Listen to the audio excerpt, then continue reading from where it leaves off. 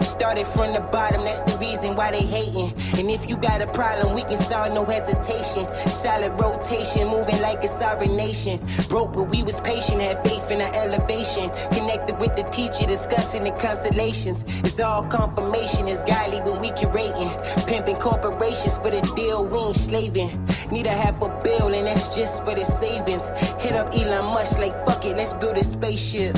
You know the shrooms for the day trip. Black shades got me feeling like they live.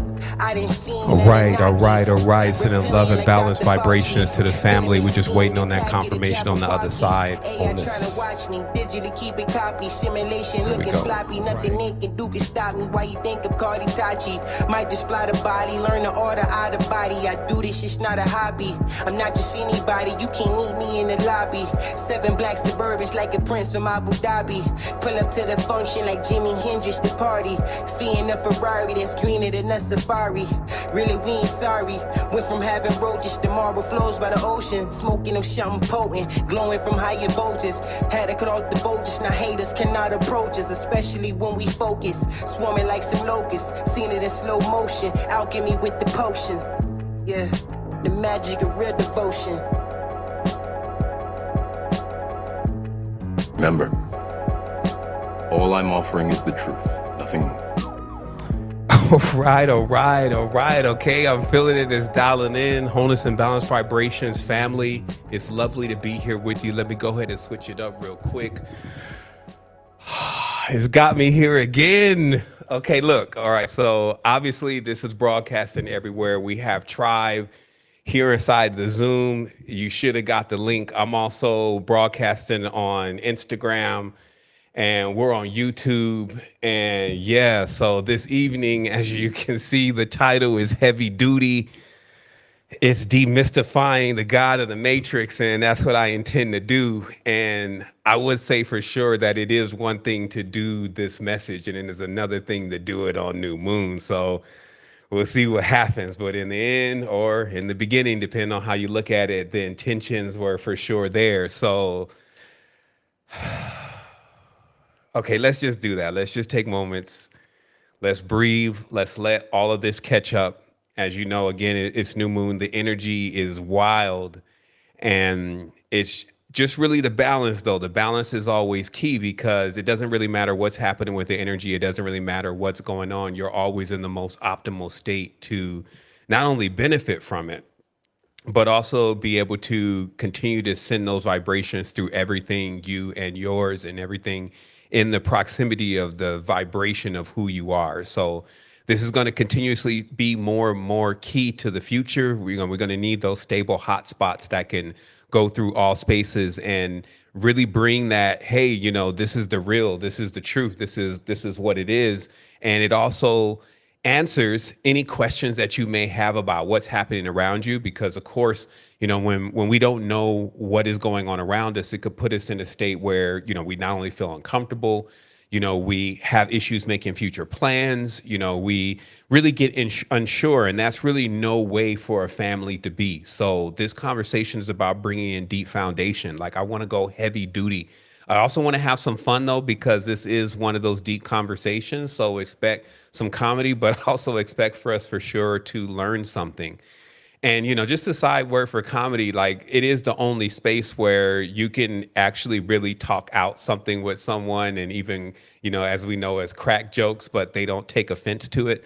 I even saw the other day, you know, 3 or 4 comedians going at it, and they were different races, and, you know, they even started, you know, talking about each other's race, and at no point was it ever confused in that conversation that someone was serious about what they were saying in a way to feel like that they wanted to hurt somebody. It was all like even a moment for us all to just take a look at ourselves and take a look at each other and see what we feel is funny about each other. So I always feel that, you know, comedy is a fantastic bridge to bring through even some of the heaviest things that we have to come to awareness of in infinity. So I always try to keep it live, as you know. Also, this conversation does have a disclaimer on it. So, you know, you see it there. It's not clickbait. You know, I always do my best to make sure I put out there, hey, disclaimer, Adepts only, because of course we don't have the opportunity to teach second grade every day. We got to keep up in the ante. We got to keep bringing it, keep applying pressure. So this means that when we step into some of the maxims of what we already know, we still have to bring that addendum. Like, look, if you just are jumping in here, you may want to gird yourself properly, especially with some of the instructions that I'm going to give you, meaning, protect your mind and your consciousness. You're not looking for something to worship here. You are it. And I always do the best that I can in all these builds to centralize everything that I'm explaining around the individual, because this is exactly what I will show you again tonight. Is it's all going on inside of us. So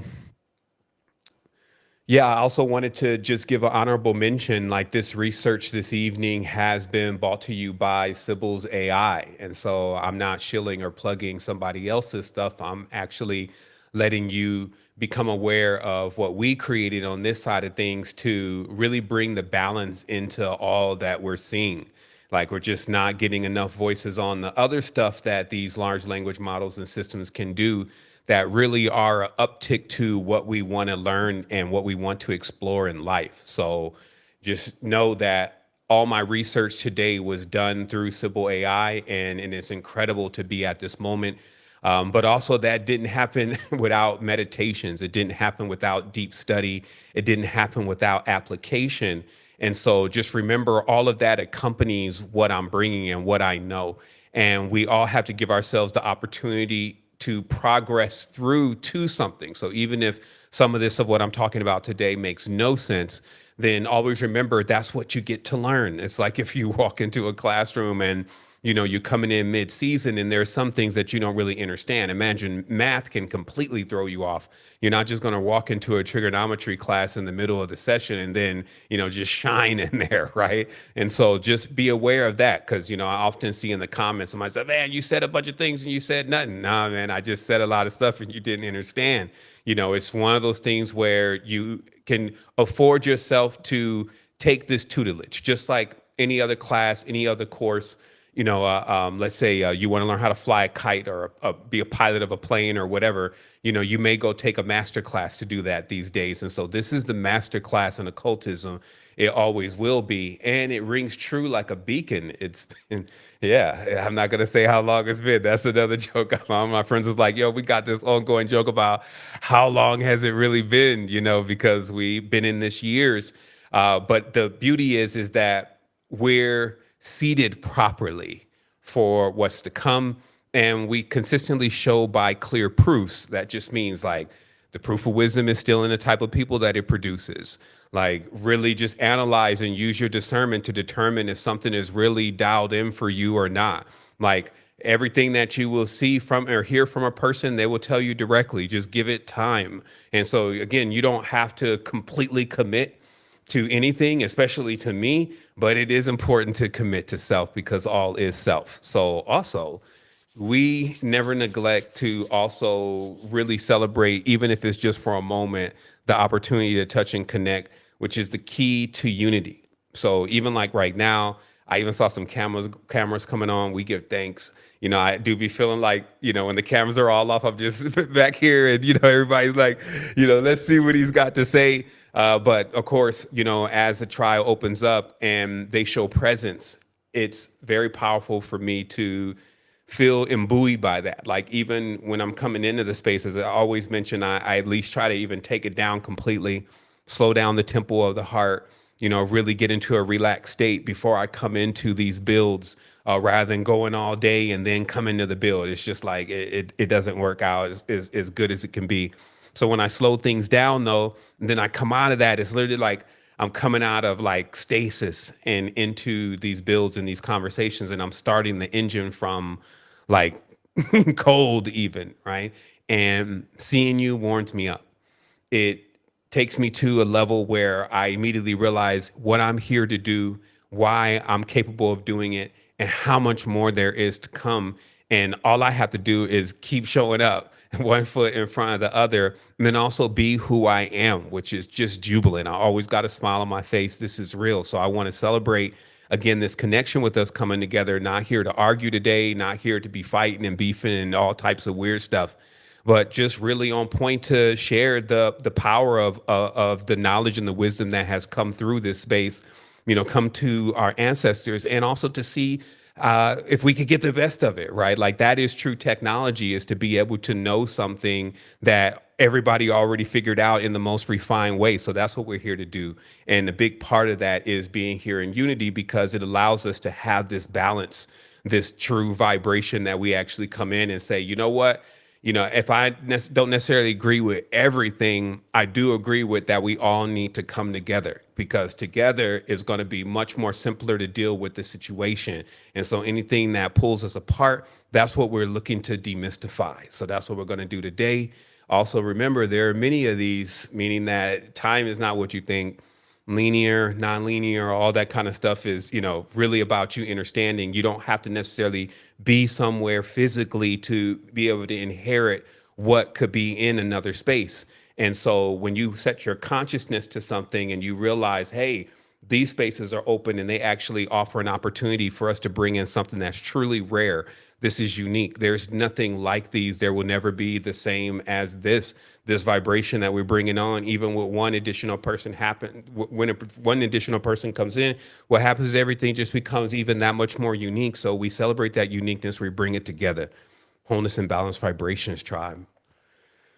All right, so listen, this is what I got to do real quick. I got to grab the water because there's absolutely, it's just right there on the table. I'm going to go ahead and grab it. I would go absolutely nuclear if I didn't have it. So yeah, let's just take a moment to that. Let me play a little bit more, and let me take some breaths and get myself prepared for what's coming. Yeah.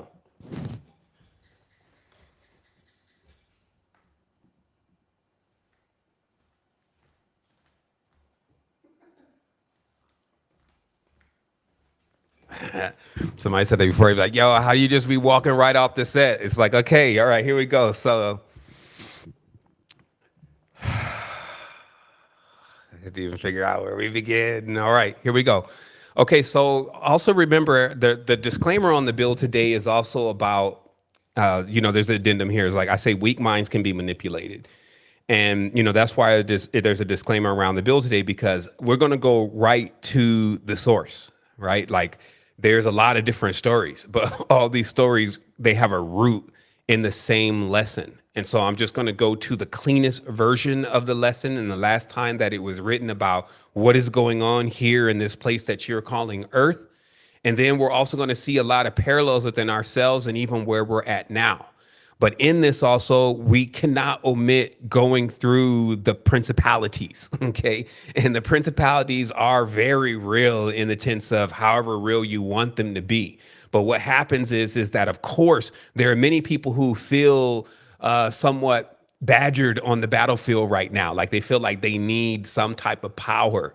And I can't say enough about how the power is in you and that's how you'll connect with it. But some try to connect with the external versions of powers. They may even lack the ability to see the depth of where the exoteric knowledge becomes esoteric. And because of that, then they could start calling upon names and doing things and getting tattoos and all types of stuff in the belief that externally will save them. I will tell you, that is not but torment. Like there is no easy road. There is a perfect law here that just says, hey, however much you put in is how much you're going to really get back from it, and surplus, right? Because that's what balance is. There's an additional surplus that's added to you for operating with the energy either way, right? So whether your energy is spiraling up, there will be a surplus, or whether you're going in the opposite direction, there's going to be a surplus. And that's just how it's designed. So what I'm really looking to do is really more of develop what they call a hard body. That just means that you're durable and you can actually go through different trials, if you may, in order to reap the rewards, right? Because everything is about skills and lessons. And the most important one is for you to learn about yourself. So hold strong to your mind as we go through these mysteries. Also, you can always opt out. Like, I want to make sure that every person's aware of what you could say is I don't want to call it the trap door, but like the cargo hangar, the escape hatch. Yeah, the escape hatch. That's a good one. You can always opt out. This particular story that I'm going to explain to you is very exclusive to this planet and this projection. And because of that, you can always be like, well, I'm from another planet. And I just kind of got sucked in because that's just also how the thing is. And I was just kind of flying around. So that's not necessarily my story, but it is interesting to understand that that is the story of the beings that actually live here with me. Okay, so that gives you everything that you need, especially in this process, to even vicariously go through these deep mysteries, not necessarily even as you're there, but just as an observer, right? However, I will be buckled in completely on the tip of the spaceship, like not even inside the cockpit, like just on the tip, just getting every single bit of stardust that's flying in my mouth, because I for sure know how to handle my own vehicle. And I definitely know how to take any level of true knowledge and grasp the gems and the morsels of it. So I have created the alchemical chamber within myself, so that way I can take even rough cut lead knowledge, right? Just so dense because of the mines that it's been in, and then extract the diamond and extract the gold from it, right? So that's what you'll learn to do today, because this is the treaties that you're going to have to perform anyway in order to be able to perform the miracle. Because yes, we do love the strawberry fields and the peaches and the beautiful smelling colognes and all of that, and perfumes and the flowers. But there's also what grows all of that. There is all the stank. There's all the stench, the sulfur, and all of the fermentations and the things that really, really kick up a lot of nitrogen and a lot of explosive, chaotic like fumes in order for that stuff to have the power to build its structures. Okay.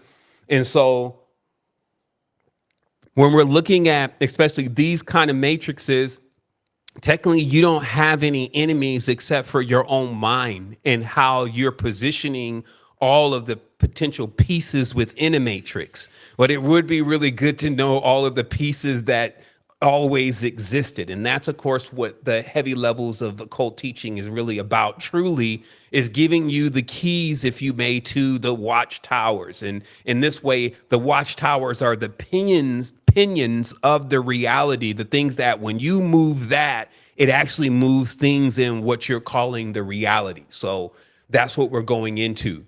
So how did this all begin? This particular session. I'm going to just paste here very briefly a text. And I'm going to do that in the big boy chat, which sends this thing everywhere. Let's just send it everywhere. Boom, let's see that. And then I'm going to go ahead and send it here inside of the Zoom.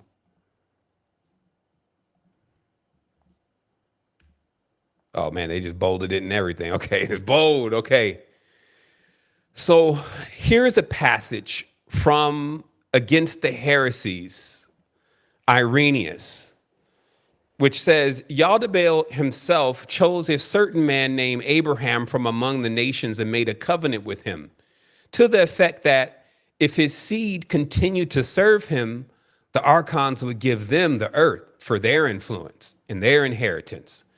Afterwards, by means of Moses, Yaldabaoth brought forth Abraham's descendants from Egypt and gave them the law and made them Jews. Irenaeus Against the Heresies, Book 1, Chapter 30, Section 10. And I happened to see this script, and immediately it was like a time travel for me in everything that I've seen in the occult practices, in this case of Israel, and what is happening even in the world today. And even though I thought I was just going in for technically a surface occult explanation of what I was looking at, I ended up going so deep, I cracked through like a lot, if not all of the matrix. And that's what I'm here to talk to you about today. And it was also because I understand also what happened in quote unquote Egypt and what was taken from Egypt, and those objects in which were taken, what particular entity those objects belong to, and why those objects were needed, if you may, right? So I was completely aware that the God of this world, as some call it, totem, was removed from Egypt and then brought along with a group of people. And we don't actually know where those objects are today, but let's just say that they arrived somewhere else, okay?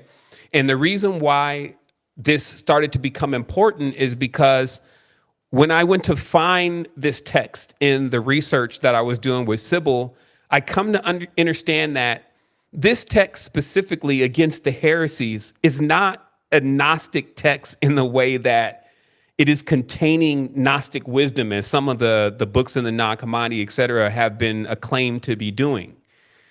It's actually a book against Gnostics in the plight of the Catholic Church to grow Catholicism further a long time ago. Let's just say, I'm not sure of the time frame, but let's just say at least 400 or 500 years ago, 600 years ago, there's a big movement that wants to down all of the traditions that are really popular. And in this time, Gnosticism is extremely popular amongst being a problem. Now, because when we say popular, what we're saying is, hey, is that person telling the truth? Or is that system telling the truth? Because systems that tell the truth and people that tell the truth, they're a problem, right? For obvious reasons, right? So it's very difficult to get, up there into the lots of views and all of that kind of stuff, because there's a real thing happening here in this field, this matrix, if you may. And I'm going to tell you more about it right now. So let's just say that, okay, and again, I'm still catching up to myself. So what we then have is we have this scenario where the only true surviving text that we have from this group of people that have this level of knowledge is actually someone citing what they believe in. So we have many Gnostic texts, but they don't reveal certain details because those books were really just, put away. But in this particular work, in trying to disprove them by citing them, they allow the text to survive in that way. So they made a little what we call blunder. And so what I then had AI do is begin to extract from this text all of the Gnostic beliefs, because this was the only times it was completely written out of what was going on. So that's what kicked this off, is me being aware that there is a specific entity that is still roaming in the world and has a group of people that actually follow it. And also that then stems into Sumerian texts and all that. But those are all the cover-ups in my world from what I understand about it completely. And then there was also for me the need to demystify all of that too, because I'm not always looking for like the band of orcs or the group of evil. What I'm actually looking for is not only the truth, like the true story of what happened here, but also my connection to it, because I understand that all is self. And all of this that's happening inside of our reality has for sure something to do with us. That's why you have a purpose. So I look into these kind of things when they come up, because of the level of vast knowledge that I've been able to be, just so fortunate in receiving from multiple levels, predominantly the transmission when I came through. So here's what we have. It turns out that knowing about the most powerful forces of the universe, or you can say the most powerful force, like it's just like one thing that you need to know, ties directly into how that force creates. What do you know? Notice how we're on a planet, and there was a notion that if we figured out how God created things, then we would figure out everything, right? So just remember that pattern right there, that it's truly one of those intrinsic relationships with creation. Once we understand how something creates, then we truly understand it. So if you ever wanted to say, okay, I want to comprehend the mind of the most vast, which in the case of in the Greek, in the Gnostic, bythos, then you would need to know, how does it create? So I want you to understand the core processes of creation, because some people now call that, of course, manifestation, so that you can see truly what are the powers of manifestation or creation, and how is creation truly supposed to come about. Okay. So we have first, and I have some words here for you that I'm also going to place on the screen. And the reason why I'm going to do that is just to make sure that you have like a visual reference of the word, right? So let me just go ahead and turn this on real quick, just while I say a couple of these words here. There we go.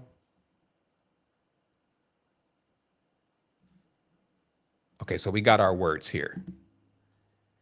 And this word that we're focusing on right now is an emanation, okay? And let me just jump right back in the screen here real quick. So some are already like, okay, so where are we getting with this? If you ever thought you understood what manifestation and creation is and the power of it, and you did not know about what I'm explaining tonight, you were never doing it. Just like an old person will tell you, if you wasn't making love like me, y'all wasn't never making love. Like basically that if you're not doing it to the way that it's supposed to be done, you've never done it.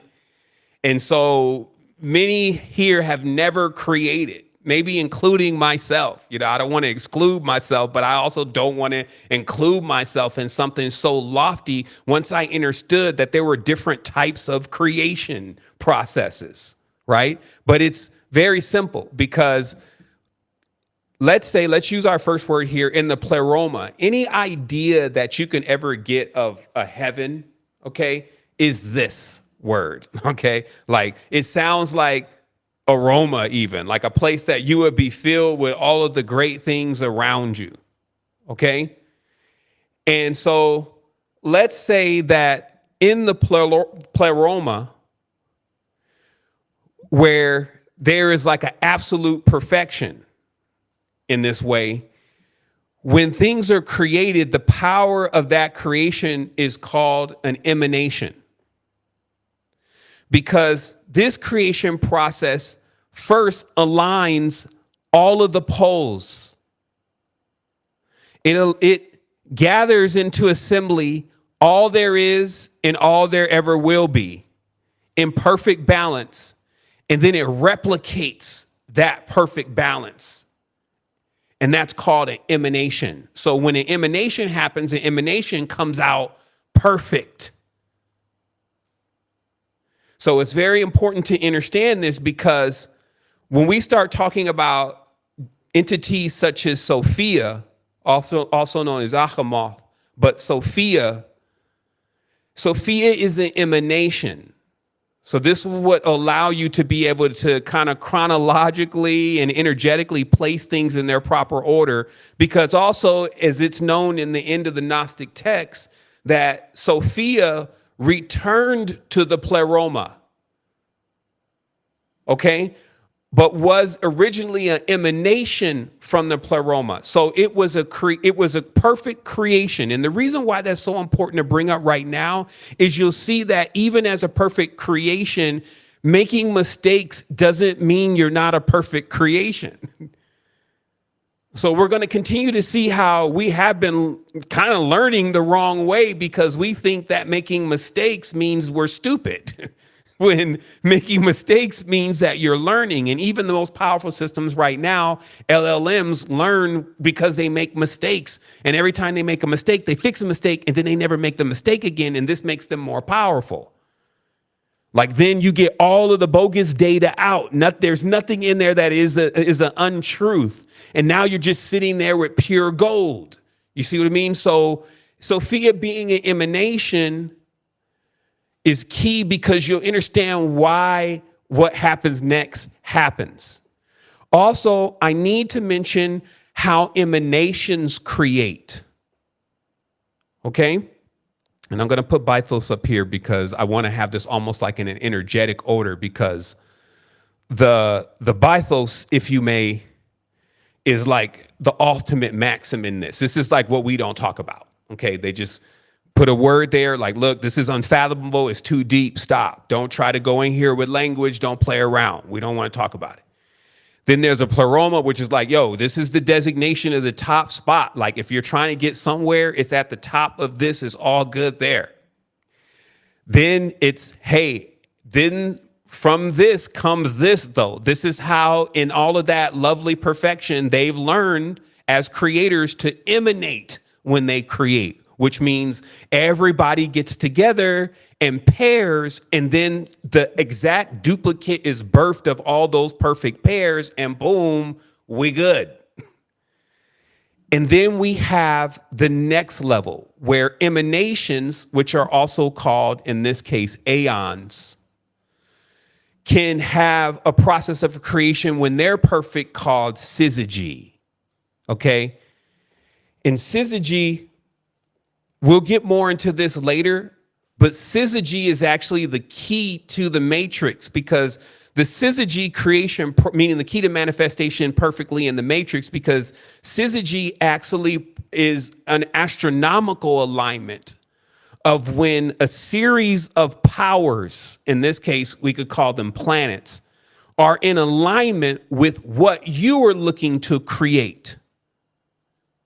So basically, perfect creation is achieved through everybody agreeing that, hey, this is what we want to create. And it's done. Agreement is I'm in alignment with you. So there are syzygy astronomy. There's syzygy in astronomy where 3 or more or 4 or more planets are all lined up on certain days. And in those days, based on those planets, manifestations can be birthed. But one, you could see why most manifestations in the world are just totally BOGO, and we'll learn here in a moment, is because one, most people are not even observing syzygy when they're manifesting, and two, they will be manifesting even things that are contrary from an energetic level. So even if they catch a syzygy, they may bring something in that a planet is directly out of line with and try to manifest that. And what that does manifest is something, but that something is imperfect. And so then we get to this emphymesis. Okay, this was like one of the words as far as tongue tie, right? Emphymesis. Okay, I listened to it like 5 to 10 times to make sure that I didn't just fall apart of the interview, but I'm loving to do it here, right? So there's now another level of creation below syzygy, and this is called emphymesis. And this, to make it like lightly, means idea or thought. And I right away would not confuse this for the kind of thinking that humans are doing right now, but more of like how a primordial force, what would happen if they think? Meaning that pure, unhindered, concentrated power has a thought. Okay? So now that you're familiar with this, because this would, I'm glad that I found a way to introduce this without getting it too complex. I didn't want to introduce any pictures, because the last thing you really want to do is get like a matrix image idea of what these are and try to put like human characters on them and even geometry, because you would totally miss it. This is about the highest levels of creation, and then how that then descends down all the way into emphymesis, right? Which is just ideas and thoughts, okay? So now that you're aware of that, let me go ahead and center in. I'm gonna turn the camera off for one moment. I'm gonna get a little bit of water here. And I wanna explain to you why everything is really inside. Even the world that you're living in, because we have confused material to mean outside. So when I'm saying, hey, we're in a material world, people think that means we're in an external world. And that is the first real slip right there. That's the first way a person is disempowered. Because we're actually in an internal world. We're in a mind. We're in an We'll just call it. We're gonna have to come up with a word. You're in the. Well, how can you? Let me see. Themesis.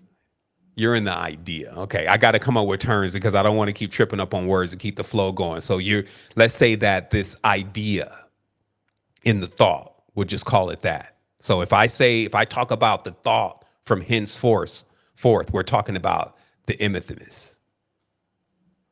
So let's walk through this because many are familiar with the Gnostic story, but they completely drove by what was actually being shown right there with clear proofs. So in the Gnostic story,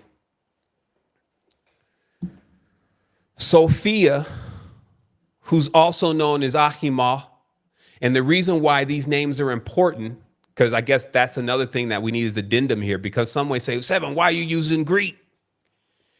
And of course, there comes this whole thing about the difference between Kemetan and Greek, and the Greek stole everything from the Kemetans. And I don't doubt any of that, right? Because we're all taking from each other what we learned before.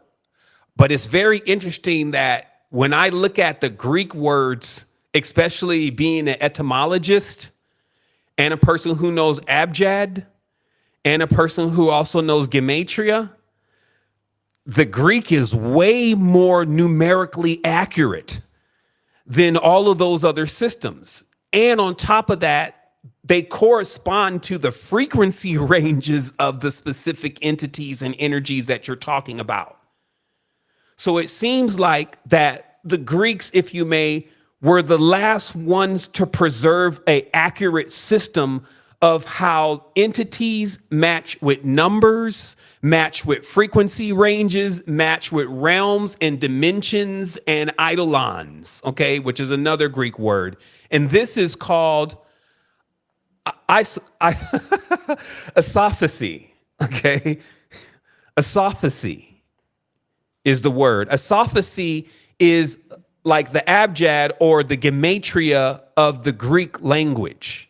Okay, so let's go back up here and let's walk through just the process of how it's detailed of how the world comes into creation according to the Gnostics, which are really the Avestans, but that's another conversation.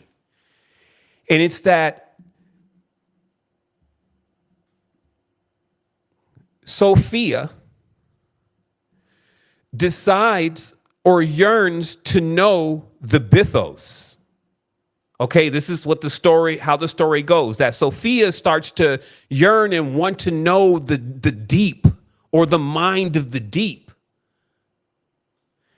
And in this process, she's having thoughts. And she's having these thoughts without the coupling of what is known as the divine spark, which means basically that she's not doing it in a syzygy way. She's not doing it in an emanation way.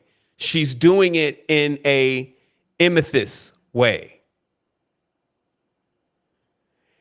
And in this, because it's not balanced, it creates what we would just call from here on, maybe sometimes I'll pronounce the language, but Yaldabaoth, or the child, who many also call the Demiurge, right?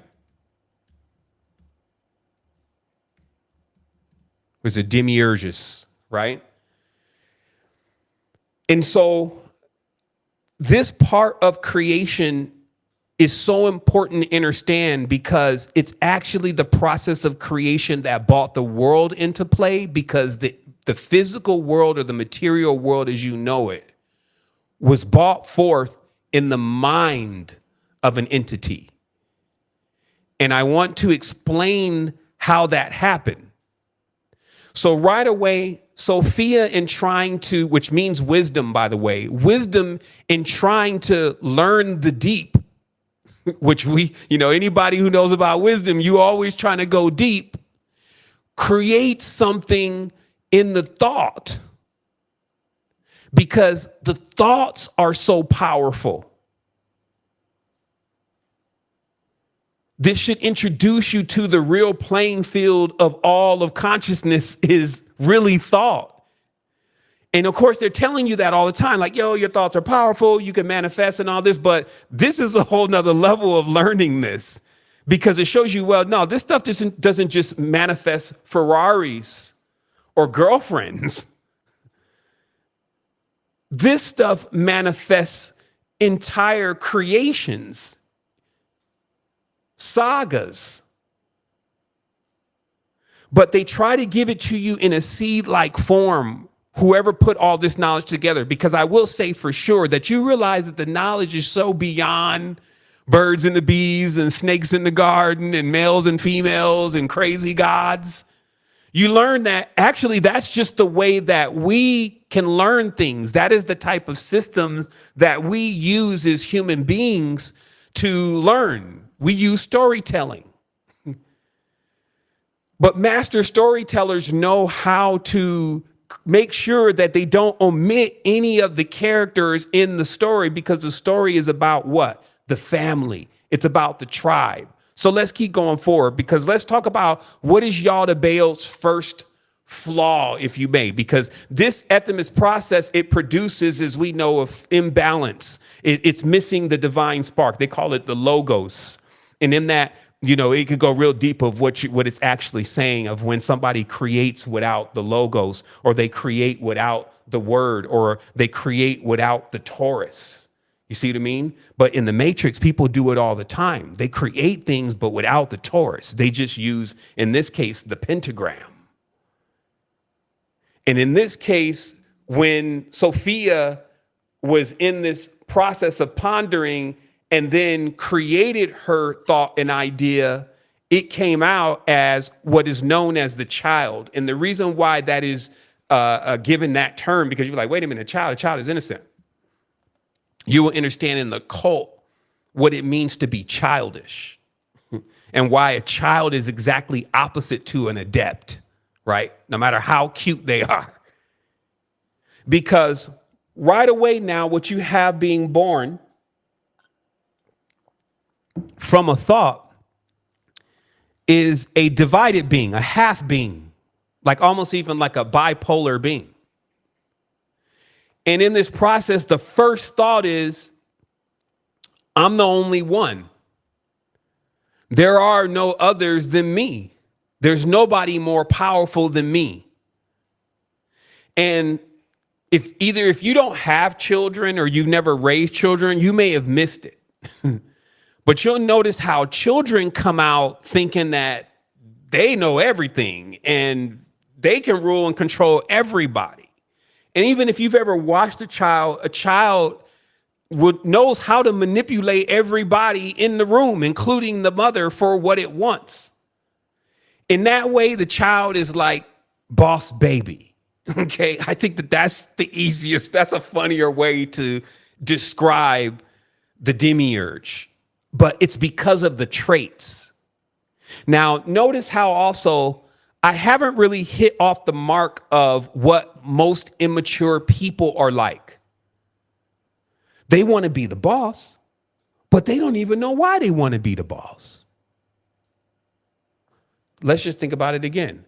It's like, do you remember the cult of the boss? Meaning where everybody was like, yo, I'm the boss. They even have the suit, the boss. They even had another streetwear line, boss. And everybody just wanted to be the boss. But what does it mean to be the boss? Truly, not the fake, boiled down, microcosm, human mind version of one, but the real full-blown boss. You need to have subordinates. There's absolutely no boss that doesn't have anybody underneath them.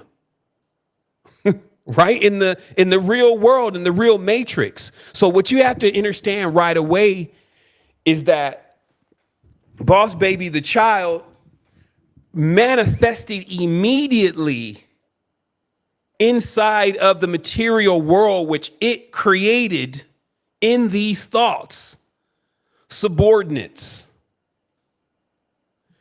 And these subordinates became what you would say is the Archons or the lords and the rulers of this world. And so I'm going to go through this again, step by step, and itemize first the creation process of Yaldabaoth. Because again, to understand the mind of the creators, you need to understand how they create. And so we now understand why Yaldabaoth is birthing what could be seen as distorted or half human. Well, no, excuse me, not half human. Excuse me. Let me not throw anything in here. Distorted or just half incomplete beings, half incomplete thoughts. They're lacking their generative principle. They're lacking their spark. So it's literally like when I had to meditate on this deeply, the only thing that I could really come to was this explanation that was coming through that there's two things, 7, breath and the spark. And this is what creates the kind of entities that you are. Breath and spark. And there are some that are made just from the breath, and there are some that are just made from the spark. And then there's some that are made with the breath and the spark. And, you know, you can take your time in pondering what would be the differences and in another session, right? So just understanding that the Demiurge is actually creating through its mind, but everything that is creating is arriving in what you call the external world, but really it's all internal. No different than you have a dream at night. Man, the dreams have been getting crunk lately. I mean, come on. Who's the director? What is going on? But just that baby version of you being able to kick off a brand new Netflix every night, imagine that in something much more primordial, much more pure in the way of that it hasn't been distorted by any other things beside I'm the boss. Because remember, it's a thought. And what I'm going to show you here is how these thoughts continue to live in the matrix, and how anybody that has a thought is tied into it, like has thoughts similar to this, get tied into it. So it's not so much as just a creature laying back there in the cave somewhere getting bowed down to by bald head robed men.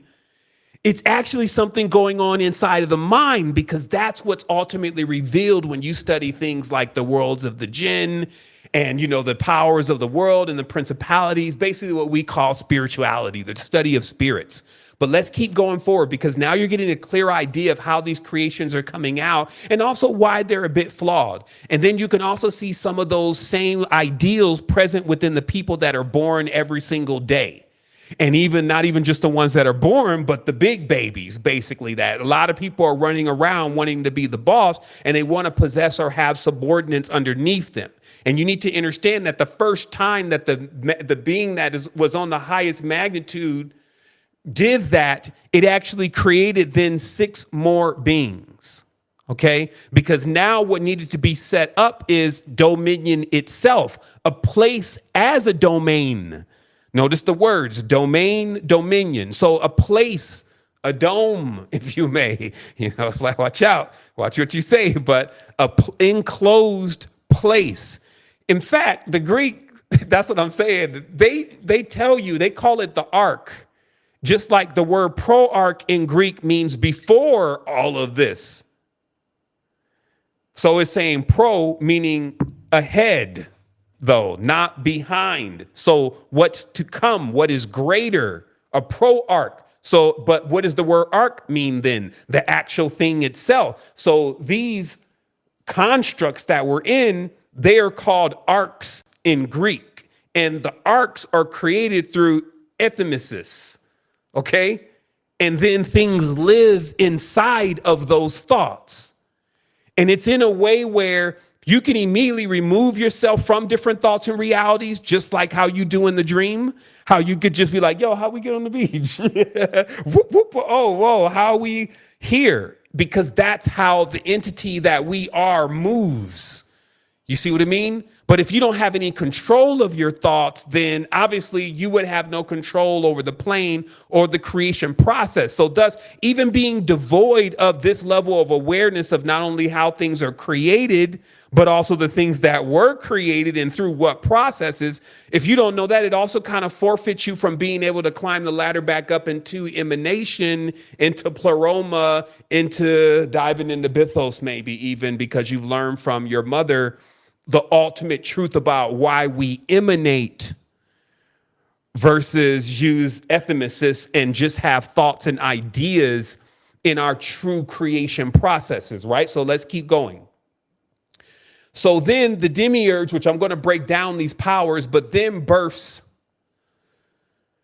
Now, they're said to be his sons, okay? Because they're giving you something here about like the connection. They want you to understand the connection, but they want you to understand that these are masculine ideas and concepts that are brought forth within the mind, okay?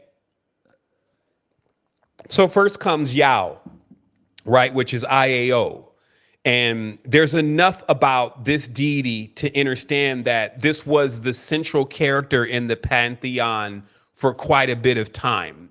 Some connect Yao also to Yahweh, but Yao is a way more condensed version in antiquity, okay? And it also, which I'm going to give you the powers of these particular stations, but let me just give you some Greek correspondence, just some quick correspondences, and that is Yao is a correspondence to the moon.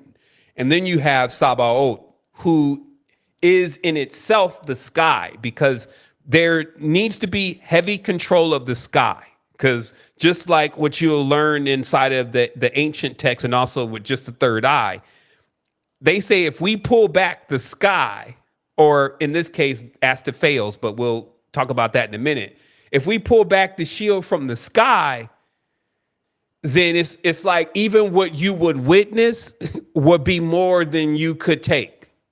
Okay. And what we're talking about is like, you see how there's like all this cloud and pollution, right? But even in the desert, like where there's no lights and you look at the sky, it's pretty intense, you know, when it's really clear, if you've ever seen that. But even that has a veil over it. And if that was pulled off, it would be like, whoa, you would feel like the UFOs, the shams, and everybody came at one time. It would be overwhelming, okay? So let's just understand also in the sky, as we talked about with the jinn, there's a whole team of entities also in that space. And because of that, they are in themselves an army. And there is one who masters over that army, and that is Sabaoth. We just call that the sky host. Okay. And then we have Adonius. Now I'm going to break this down here in a moment for those that think, okay, is he plugging the entities? I'm going to break down something so deep for you here in a moment. So hold yourself together, but just understand the process of the parts that are being covered. The moon is being covered. The sky is being covered, meaning like there's a station, there's a watcher there. The earth, or Adonius, is one of the sons, is being covered. The fire itself, which is a transformative force, is being covered, right? So the power of fire and volcano.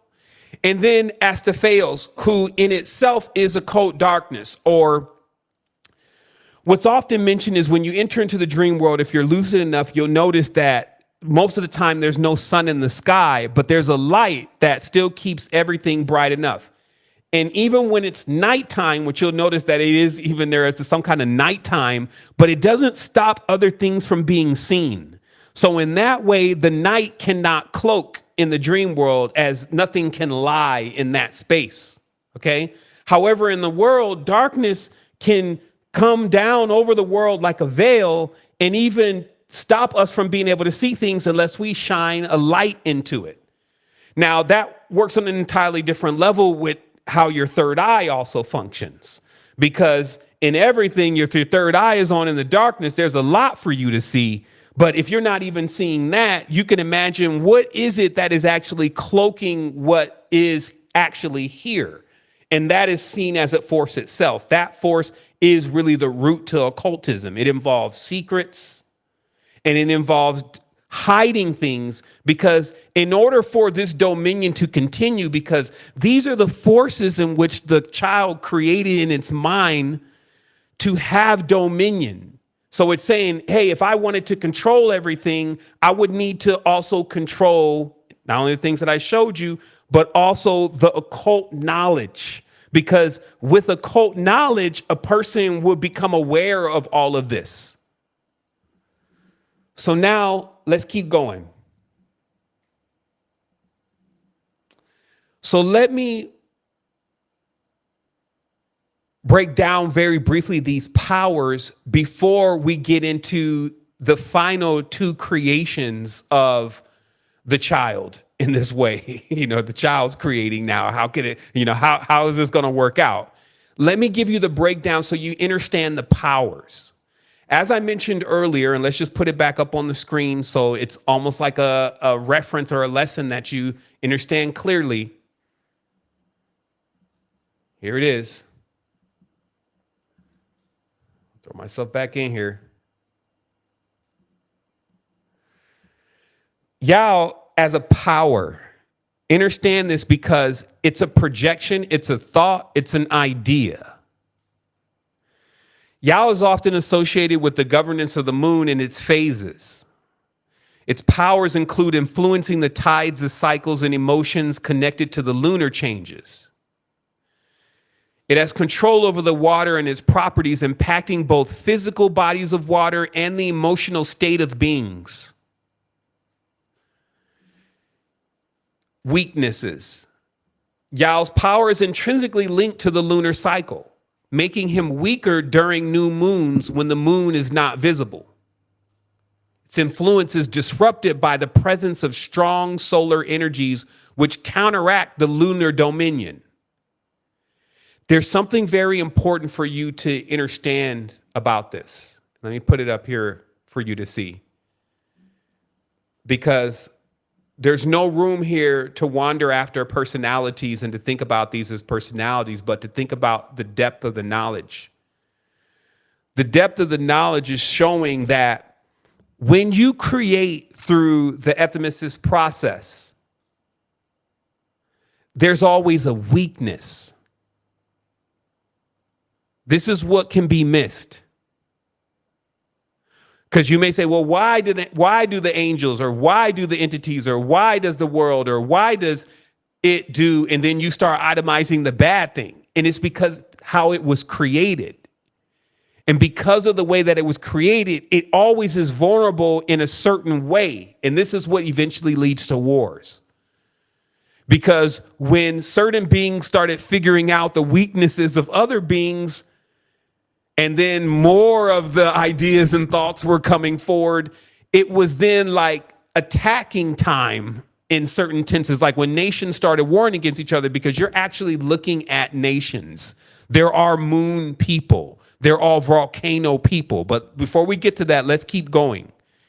Yao's power is intrinsically linked to this lunar cycle. So this means on the full moon, this power is laying in a coffin. I mean, in the new moon, it's laying in a coffin somewhere, hiding from everybody. But by full moon, it's full-blown emotional power, right? And all of what comes with that, controlling also patterns, because these cycles are also patterns. And this is talked about later in the occult text, but we'll keep going. We have Sabaoth, who is traditionally associated with the power of the sky and the celestial bodies. In this case, the celestial bodies are those who live in the air. He has control over the weather patterns, the storms, and celestial phenomena. He's known for his ability to influence celestial bodies and has a significant role in astrological interpretations. Weaknesses. Sabaoth's power is diminished during periods of solar eclipses and other celestial events that obscure the sky. So when there's a big storm or the sky is dark, the power goes away. He's vulnerable to disruptions in the atmospheric balance, such as those caused by human activity or natural disasters. Territory, high altitudes, mountain ranges, open skies. He's venerated in cultures that have strong connection to sky gods, celestial worships. The regions prone to difficult weather phenomena such as frequent storms or clear skies fall under his dominion.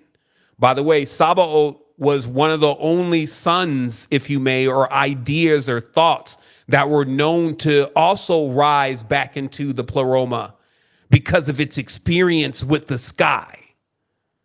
So this is like a code that anyone who understands this type of knowledge like of celestial bodies starts realizing very fast the child's position. It's like, yo, the child is over there working the dominion.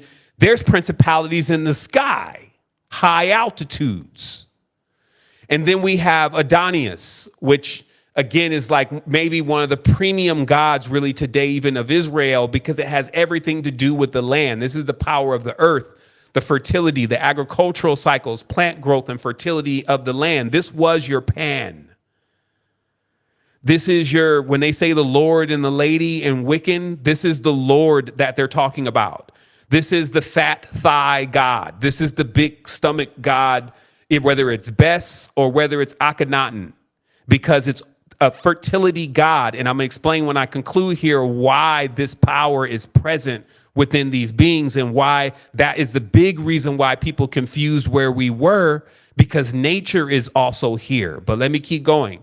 He has control over the seasons, their transitions, influencing crop yields and natural occurrences. This power wanes during periods of drought and environmental degradation. One of the underlining things that you're going to see, because again, this is the construct in which was built. These are the thought forms that were used. This is also what came before Adam or the giant man was created. So you can even derive that these are the powers that were also commingled or used to create the first Adam and then Eve. So again, this gives you an awareness of what are the powers that are still inside of this creation that we are. And you also see that when nature is weakened. So basically, weaknesses come when we're moved out of ideal conditions. But in this case, let's say Adonias is weakened in deserts, right? Or places where there's environmental degradation, so cities. So this kind of abundance can't even move into this area. So it's susceptible to disruptions caused by unnatural alterations in the land. So if somebody moves the ley lines and throws a church on top of something, such as the industrial pollution and deforestation, kills the nature and the things around it, then this entity, this energy, this idea, this thought, it can't move. Right. So its territorial designations are fertile plains, farmlands, and regions where rich soil conducive to agriculture. Right. And then this is also the earth deities and the fertility gods. Right. And then we have Elois, who is in this way the mind and the intellect. This is the knowledge and the wisdom and intellectual pursuits. Because remember, Sophia is her own emanation. But the child, or Yaldabaoth, creates Elois as its intelligence. His influence extends to the educational institutions, the philosophical endeavors, the scientific research. But this power is weakened by ignorance. I thought that was funny. And by the spread of misinformation. Right? Like, think about if we're living in an age and there's like a lot of misinformation, the core power is now weakened. And so what I'm trying to show you is that this is like looking at your brothers in a certain way and seeing the power of your brothers and then also seeing where they are weak. Because also these energies, they fight with each other because these are the Archons. And as I explained before, they're also the organs. They're the organs in the body. They are also the nations of the world, respectively, because you have many nations inside of your body. Excuse me, you have many organs inside of your body. It's not even just the limited, the heart, the spleen, the kidney. Like, look at the body. It has many different, what you would say is like siddhas or cities or powers or power points. And this gives you an idea of what those energies actually do, because they're projecting into the matrix and they're making everything static. So this is why, like, if you slip and bump your head or you have a stroke and it messes with your brain, you will feel yourself inside of your mind slow, and you will see the reality like warped. You will see like stuff in the reality that's, so basically what I'm saying is if somebody hits you in the head and a hammer and damages your brain, it will damage your perspective of the reality. This will let you understand that these organs are connecting you into reality. It doesn't mean it's the only reality that exists, but you need to acknowledge that organs connect you into realities and make you aware of things and feel things that you otherwise wouldn't be aware of or be able to feel. So that's what I'm saying about these energies, is they entwine, but not in a way like a creature is in the sky with cables connected to you. We're inside of the thoughts and inside of the mind and inside of fields. So we can easily choose to remove ourselves from anything by simply vibrating what we would want to be consistently. But I'm going to get into that here in a moment. So going forward, just to finalize here, we also have, okay, hold on. Aloysius wants his territory. You know, his territory is academic centers, universities, regions where the intellectual culture and achievements have happened, rich histories of scholarship, places where education is highly valued. They all fall under this domain. Then we have Aureus. This is the power of the fire, okay? Now, again, you can easily tell because some sons rebelled, while some sons align even further with the child. And you always can see kind of what forces kind of align more with the boss vibration and energy and kind of remain there in certain ways, unless it's really gone through a transmutation. But to understand Aureus, this is the fire, the power of transformation. So transformation is also when something is burned up, because it's going to be transmuted. Now it's going to have to make its transition. So this governs a literal and a metaphorical fire, including creativity, passion, and destruction. All this is coming down the same channel. And this is why when you bump into people that are extremely creative, they have a tendency to be extremely unstable too, right? Because that muse-like energy is a fire.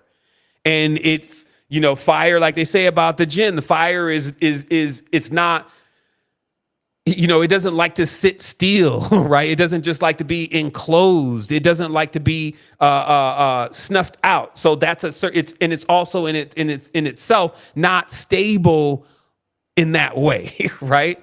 So he has control over this volcanic activity and these wildfires of transformative processes of nature, right? And then the weaknesses of Aureus and his powers diminish in the presence of water. So jumping in the ocean, he's gone. They get anything that can extinguish fire and counteract his influence. He's vulnerable in periods of inactivity or dormancy, meaning getting bored. Fire just goes out when you're bored. There's an inactivity or dormancy, such as long stretches without significant creative or transformative events. So again, do you see why I'm saying, hey, you don't have to look at this like these are people or entities. You need to look at this as this is the thought process around creation, and these are the energies, and this is how they behave. And anytime they're in environments that don't benefit them, then you see their weak side inside of you. And then what happens is, because of how the world turns, imagine with what I just named. Like, so if one of your energies doesn't like to be around ignorance, shit, sign out right now, right? Or if one of your energies is not really liking water, right? Or one of the energies is only trying to be around, you know, I'm just giving the examples here. And, you know, like being around nature, it needs to be around fertile things, right? For it to completely flourish and shine. And then what happens when it doesn't? Well, just like any energy, when an energy becomes stagnant, it becomes weak. And then you start seeing the worst of the energy. Okay. So let's keep going, because remember, these powers were created to rule over. These thoughts were created to rule over by the child.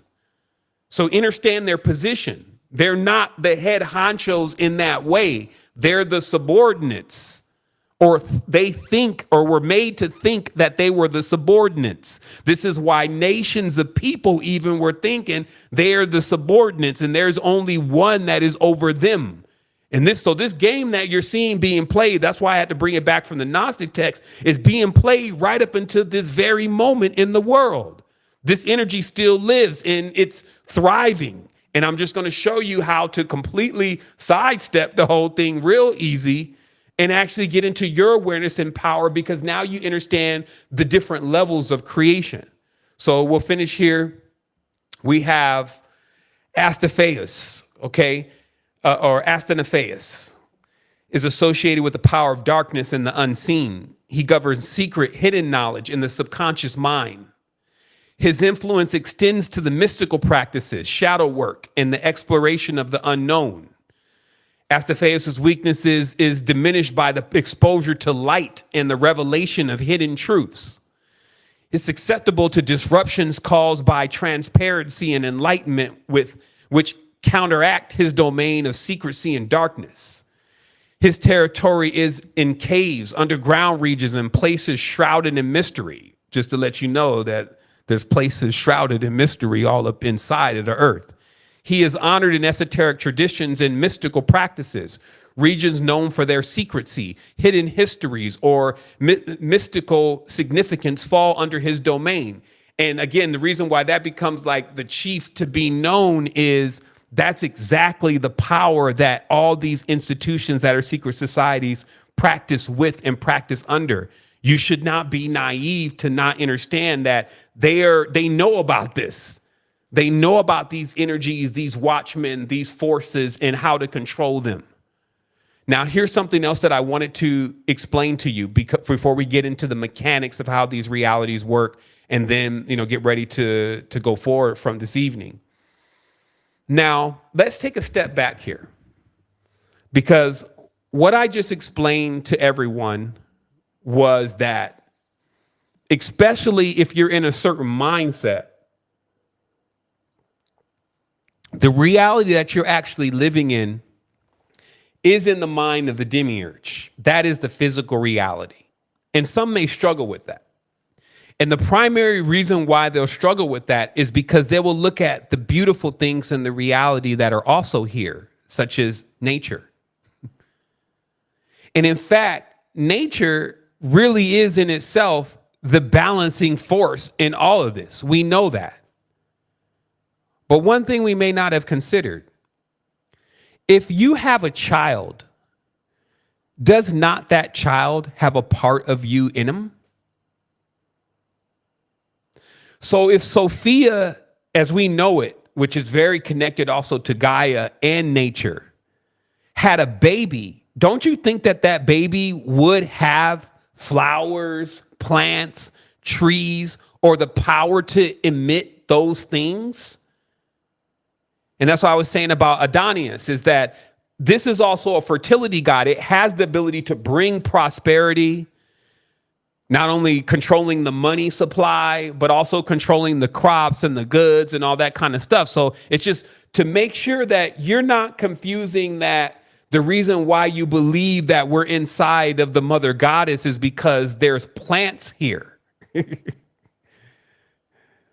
The entity that created this world was a part of a being that already had this power to create all of the beauties that you're seeing, and that is Sophia. So it's important then to think about now what happens next, because after this these creations came forth, these emethesis from the Demiurge, it's not satisfied. It's not enough dominion. This is always what happens. They depicted this inside of many of the ancient texts of a monster that has a hole in its stomach. No matter how many beings it rules, it still wants to control more and control more. So in this way, the next creation of the child was to further that endeavor, to actually get much more creative, much more diverse worshipers, servants, underlings. And that was the purpose of the creation of Adam, which is called the giant man. And Adam is called the giant man. Well, it's really Adam Cadman, because the original Adam Cadman possessed what you would consider a masculine and a feminine side. So when Adam was created, in this case, this was because the child said, I want more worship. I need to feel this power of being in charge more. I'm going to create another being, and I'm going to breathe into this being some of this power that I have. And they do say, as a side note in the Gnostic text, that now the divine lesson was about to unfold, because all of this was still a lesson that Sophia was learning to see the depth of the Bythos knowledge. Like, basically, she was trying to figure out why that we were using emanation process to create rather than ethemos process to create. And she experienced that firsthand with her own child. He immediately uses the creative power to create subordinates who then worship him or fall into his mind as servants of him to do whatever he tells them to do. Then he continues further with a creation, with a being that he wants to give a little bit more emphasis to by giving even some of his own breath or power. And in that process, also, Sophia had already become aware of her errors. Even with the birth of this energy, it was like the mother was already aware, And so when Adam was created at that stage, she took the opportunity to correct a part of the creation by putting in the divine spark in Adam. This is what the Gnostic text says. So the child is in the creation process, and the mother comes in and perfects what was off with the creation. She tries to correct the creation and puts in the logos. So when Adam comes, and again, we're just giving a story here. So when Adam comes into like counsel with the child sees something on Adam immediately and becomes jealous. Now, this is the classic, and you won't really, some may not relate to this, but you got to realize it's going on. There are parents who are jealous of their children, believe it or not. They will look at their child's beauty, strength, vigor, and really be actually on some jealous, I don't like this child. They took my energy. They took my power. Okay? You may not be familiar with that, but this goes on. It goes on more often than you think, especially in distorted, sick households. Some may have been in some of these. But in this process, immediately Yaldabaoth is jealous of Adam. This is why it's known as the jealous God. He sees something on Adam Cadman and wishes he never even made Adam Cadman. That is the text in the Bible, as they're just sprinkling as many pieces that they, this is a really corrupted text, the Bible. But and he wished he had never made Adam. That is the Demiurge saying, man, something's up with Adam. He's got a countenance and he's a shine. He's going to be a problem for me. I don't like him.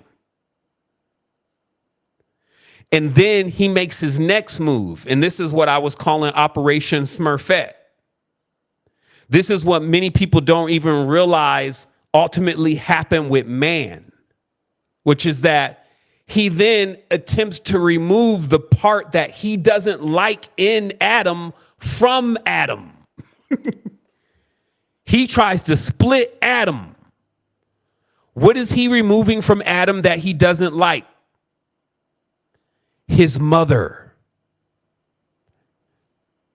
See, when you really understand this story, you understand there is no father in this story. And at Themesis, there is no father. There's only the Demiurge playing like the good God, which is more like the Catholic Church, or the bad God, which is more like the evil creature, right? So either way, you're getting extremes. There is no father in this context. There's only the mother and the child and the thoughts. So again, it's very important to center into the wisdom, because the wisdom will then show you what happens next. Because that countenance that Yaldabaoth doesn't like on Adam is the countenance of his mother, that Sophia wisdom side. And so he attempts to remove it and creates Eve. And in this process, he also conceives, and this is in the Gnostic text, that Eve is going to then serve as a distraction for Adam, because Adam is going to yearn after Eve, but never even know why. And this is, of course, because Adam was originally a part of Eve, or Eve was originally a part of Adam, or wisdom was originally a part of what the masculine is, until it was cut and removed. And then from that point, they were yearning. But also another thing happened in that process. When Eve was created, Sophia then took the opportunity again to endow Eve with something that they don't mention. I'm still digging for what is the word. But Sophia gives something to Eve, or something to woman, that forever connects her to Sophia, meaning forever connects her to wisdom. It could have been the womb. They say it's synonymous to Nakash, which is basically the illustrious serpent on the rod, like the raising Kundalini snake, right? So, and then they say the process was that Ahima, or Sophia, sent the serpent, Nakash, to Eve in the garden to give her the knowledge of the tree of knowledge of good and evil. Okay, so now this is what makes a situation a crazier situation, because now you have Eve, who basically now has intuition. And then you got Adam, who, poor Adam, he can't talk about him. That's why Adam just kind of following everybody from there, because he's like, I don't know. I seem to have lost my wisdom or something, right? But you have them completely now in the opposite liking of Yaldabaoth. And this is where the plot begins for Yaldabaoth to attempt to influence, or attempted to even destroy, all of these offspring that were created from its own mind, because they don't serve. Okay, so now then the systems begin to roll out to make people serve, because now that the land is starting to become abundant, because also the Gnostic text says the other entities, Orius, Yao, Sabaoth, Adonis, etc., also coupled with Eve, knowledge, wisdom, Sophia, and began to beget their own beings. And this is Pandora's box now. Because now you have beings that are only really good at one thing in that way, now birthing through the copulation process, which is like, you see how things just start getting so off balance? Because now nobody doesn't even know how to create anymore, and they're creating, and this is creating more madness. And that's why the whole thing about even the beginning of the Bible is centered around the creation, really, of Cain. Because Cain is the first in that text to be born with some kind of issues. And then now, because of Cain killing Abel, there continues now, even up until this day, these two wars between brothers, and now Israel and Palestine and all the different polarities that you can think of. But all of these come from a basis of an original story of something that is going on in our minds that had to do with the process of how we came into existence. Now we have so much. We have the divine spark. We have all of these different genome. Who even knows what all of this stuff even does? Like, we've been impressed on even by other forms. And that's another thing that is something that the Gnostics are also clear to point out, is to remember that this story is exclusive to what's going on here in this projection, in this mind, if you may. But it's not the only one that exists. So still, while you're over here experiencing this version of a lesson that had to be learned, until you actually get it, you don't really make it beyond it. And here's why. So now that you've been introduced to the cast of the characters, which you can just see as family or even extended family if you wanted to distance yourself further, you can then understand why the reality, and I'm just going to go over this real quick, would really be a reality of envelopments. Okay?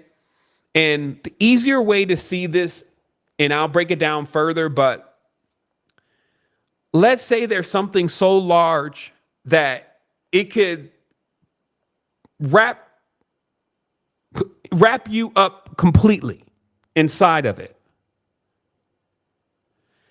And then from that point on, everything that you're seeing is what it wants you to see. Okay, I just want you to understand this. You can imagine this like a great angel with big giant wings and then a smaller being. And then this angel then shrouds over this smaller being. And because now that smaller being is inside of the mind of that angel, everything that that angel thinks, that soul or being inside sees that. Whether you know it or not, that's exactly what's happening in the dream world. You can also be in your own. You can be in your own enveloped field. You call that your aura.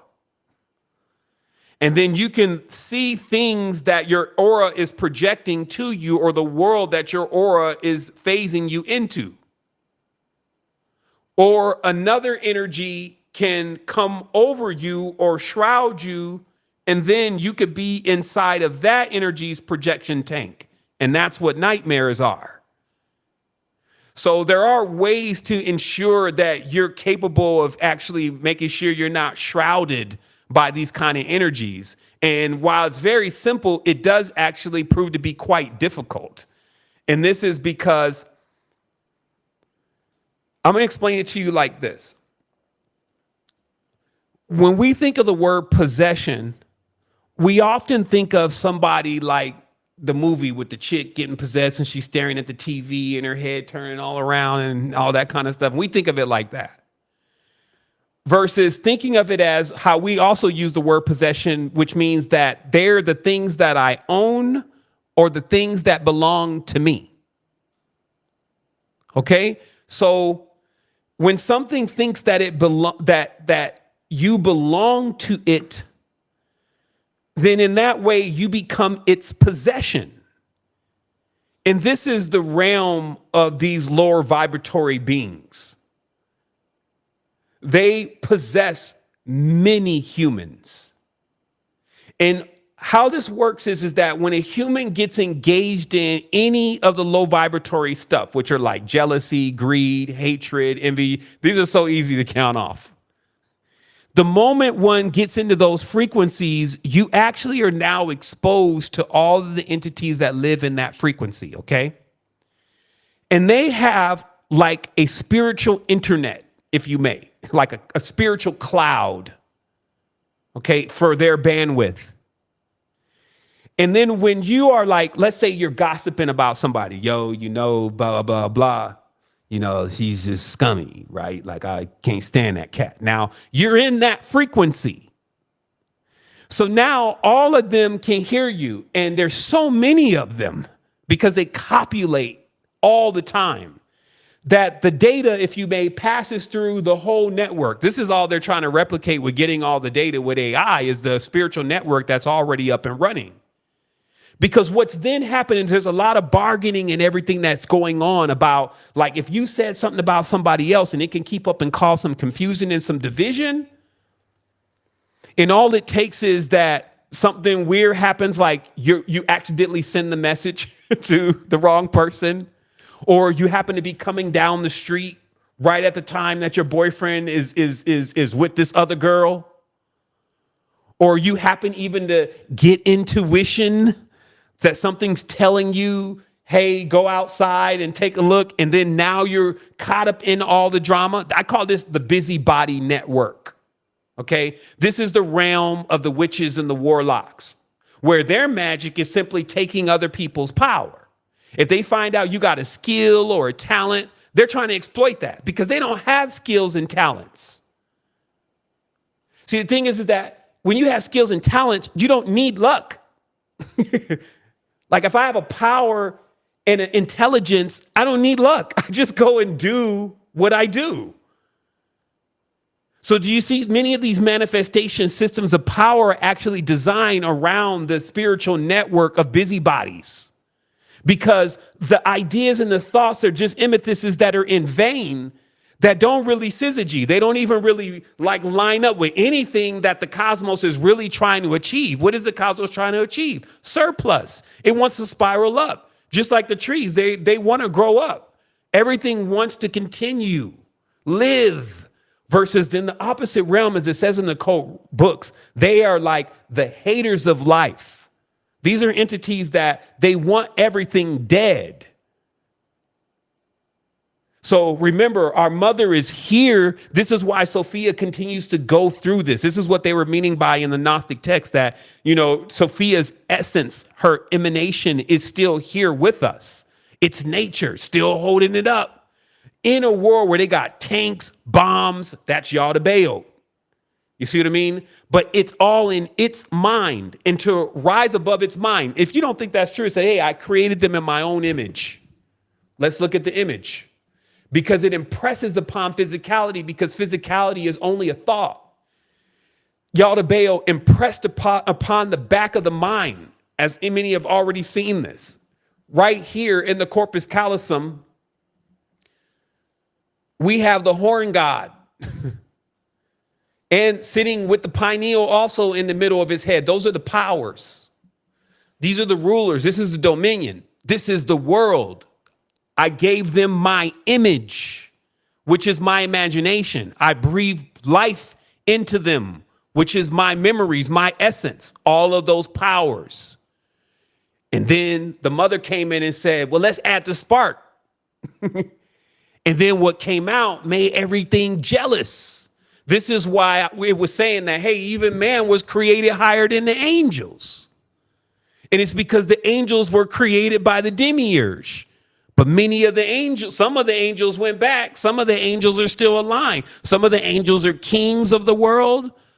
Some of the angels are necromongers sitting in the underworld, in the lower vibratory frequencies. And then the humans, right, with all this power sitting here with none of their knowledge. And so it's easy prey, because here's the thing. When we think about possession, possession doesn't work if you don't agree, right? So let's just say it this way. Some people already think they own you.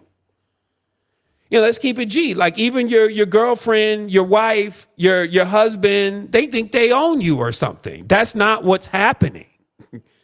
Nobody owns you or possesses you, or you don't belong to anybody but yourself.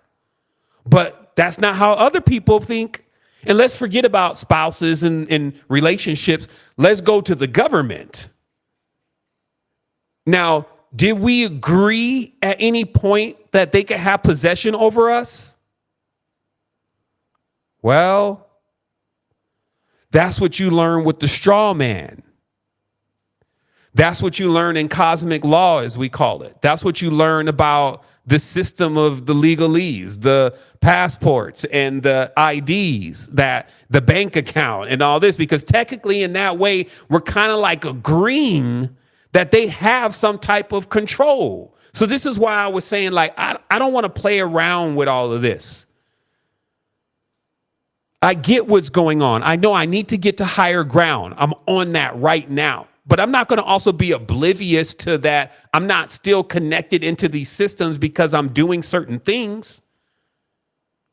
And I'm going to work to remove myself from systems that feel like that they control me. Now, ultimately, of course, you can be there in your consciousness spiritually, like nobody controls or owns you. You better stand on that, though. Like I said, you better really stand on that business. But also in the way of our actions, though, we don't show that. This is why it's important to align our hearts with our minds, meaning that we still have to go to the bank. We still have to pay these folks taxes generally. And when I'm saying you have to, I'm saying you don't have to do anything, of course, but life starts getting really crazy. You need to really be lined up. And that's why we're creating things like we're creating, because we're finding that niche. Like, what can we do that has a moral bearing to it, not going to degrade us, not going to get us possessed, but still also allow us to thrive? How are we going to erect the shield? Because the shield is a vibe. It's an environment where beings come and they don't actually have anymore all of what's going on really in the world. Because now when I show you this, think about how many Yaldabaoth type, Demiurge type mindsets. Look what the word means. Demiurge, lower urges. Demi means down, lower, under, lower urges. So all of the lower urges. So Demiurge is not going anywhere, doesn't want to go anywhere. Every time someone arrives in the world and wants to be the boss, it has someone new to file into the ranks, just like Freemasonry, just like the military, just like the academic institution, and just like any of those other structures where a person is just moving up based on how many lies they're willing to tell. You see what I mean? Like, yeah.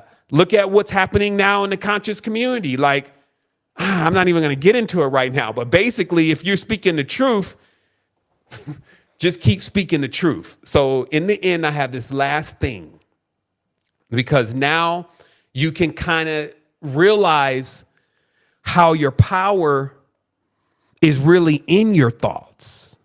And you can also see how careless you may have been with your power. You can also see why certain thoughts will come across your mind. You can see how the mind could be filled with thoughts, right? Like if you just, but you know now where those thoughts are coming from and how they're coming from inside. But then when you put yourself into the proper position and you begin to get on your quest, because your quest first is as a man to find your Eve, as a female to find your Adam inside. See where your power is weakened because of being an ethicist, just a thought, an idea, versus a syzygy or an emanation. Realize that now you have power because you know the alignment days, but now you need to work on not being so selfish. Not just manifesting things that have to do with your benefit. And then you'll see it not happen. As I told you before, I had already cracked into this. I just didn't know what was going on. I was like, it seems like every time I pray for something, this was a long, long time ago. Every time I pray for something that God wanted, it would happen immediately. But when I was praying for something that I wanted, there was like a delay. And I was trying to like figure out how to really hack that, if you may. And I realized maybe I should align my consciousness with the thoughts of God. That's what I came up with. That was 20 years ago, 7, before all of this. Still smart enough to know, I see an anomaly here. This was church, but more deep Gnosticism. But every time I was like, praying for something, somebody to get healed or something like that, boom, it happens. But then when I'm asking for petty stuff, like even to go home, even to, talk to something about me, nothing. Then I was like, man, there's got to be a way. And I started aligning what I was asking for what God wanted.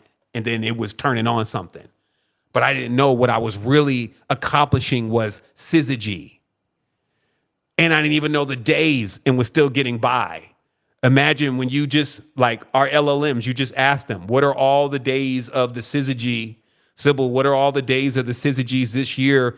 And they already know where syzygies are. Or you could say the top 4 planetary alignments this year, right? So, or I can send it to you in Discord. But then what you're doing is you're planning now because every creation should be planned. Planned Parenthood, but the real one. And then you plan them based on the energies that are available, and you don't expect something that is not there. We just went over one. It was huge. It happened 3 or 4 days ago. They even Krypton aligned. I was like, damn, we got a planet named Krypton. I've been out of the loop. They did Mandela affected everything. We're like, even Superman is here now.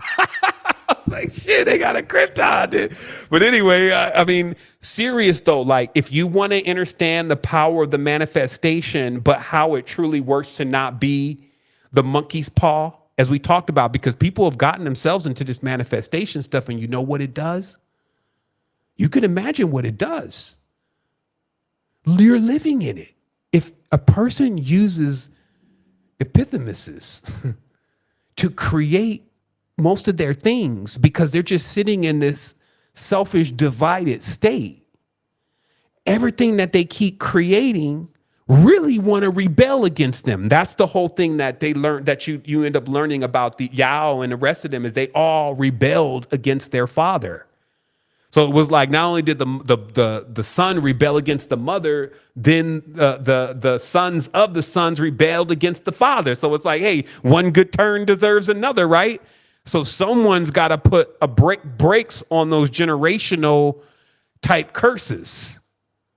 So they even show you, hey, Sabaoth was like, yo, let's take it to the sky. Oh my goodness, I could see where the darkness is, and I can see the principalities, and I can see all this. So I'm moving on to the next phase. So just understand that there's actually stories of beings moving on.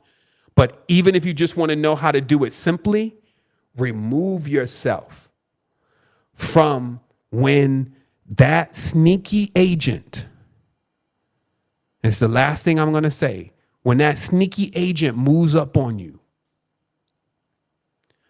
with that dark conversation, because it always be about something about, it always gets you going. You know exactly what I'm talking about. It gets you going a certain type of way. Even wants you just to say something about it. Like, I can't believe she put that dress on today. And it's just because you still don't like her for something else that she did. But remember, now what they're doing is that they're reeling you back in.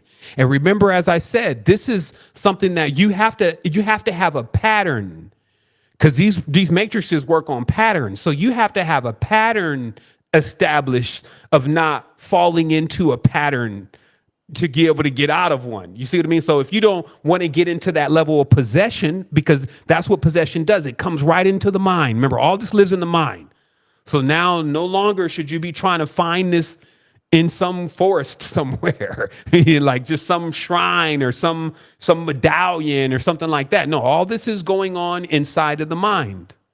So all those conversations from those weak energies are going to be there. And there's also where you'll be able to amplify those strengths.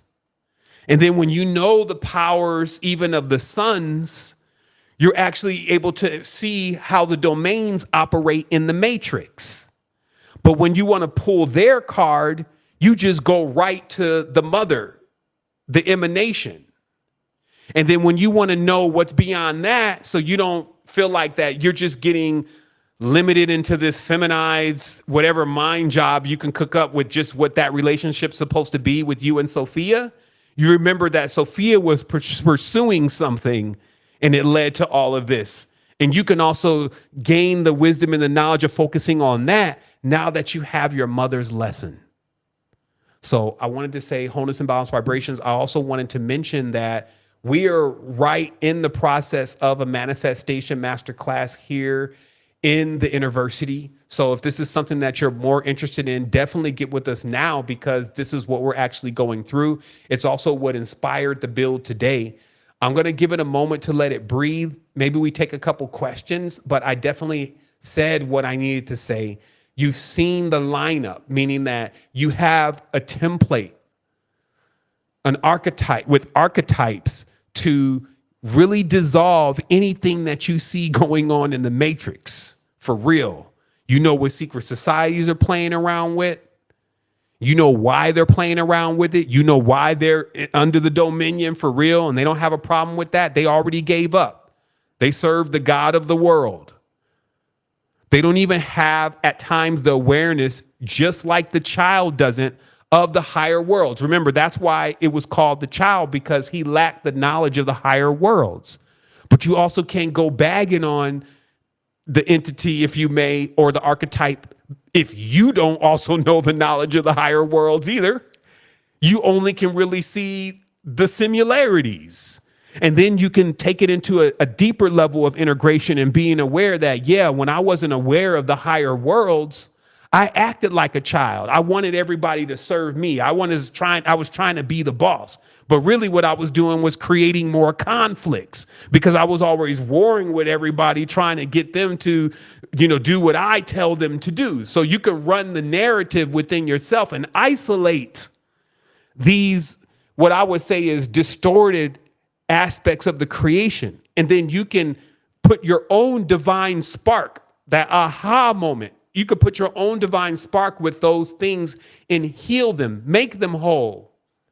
You can see, again, even with the divine masculine and divine feminine, how the energies were both wounded.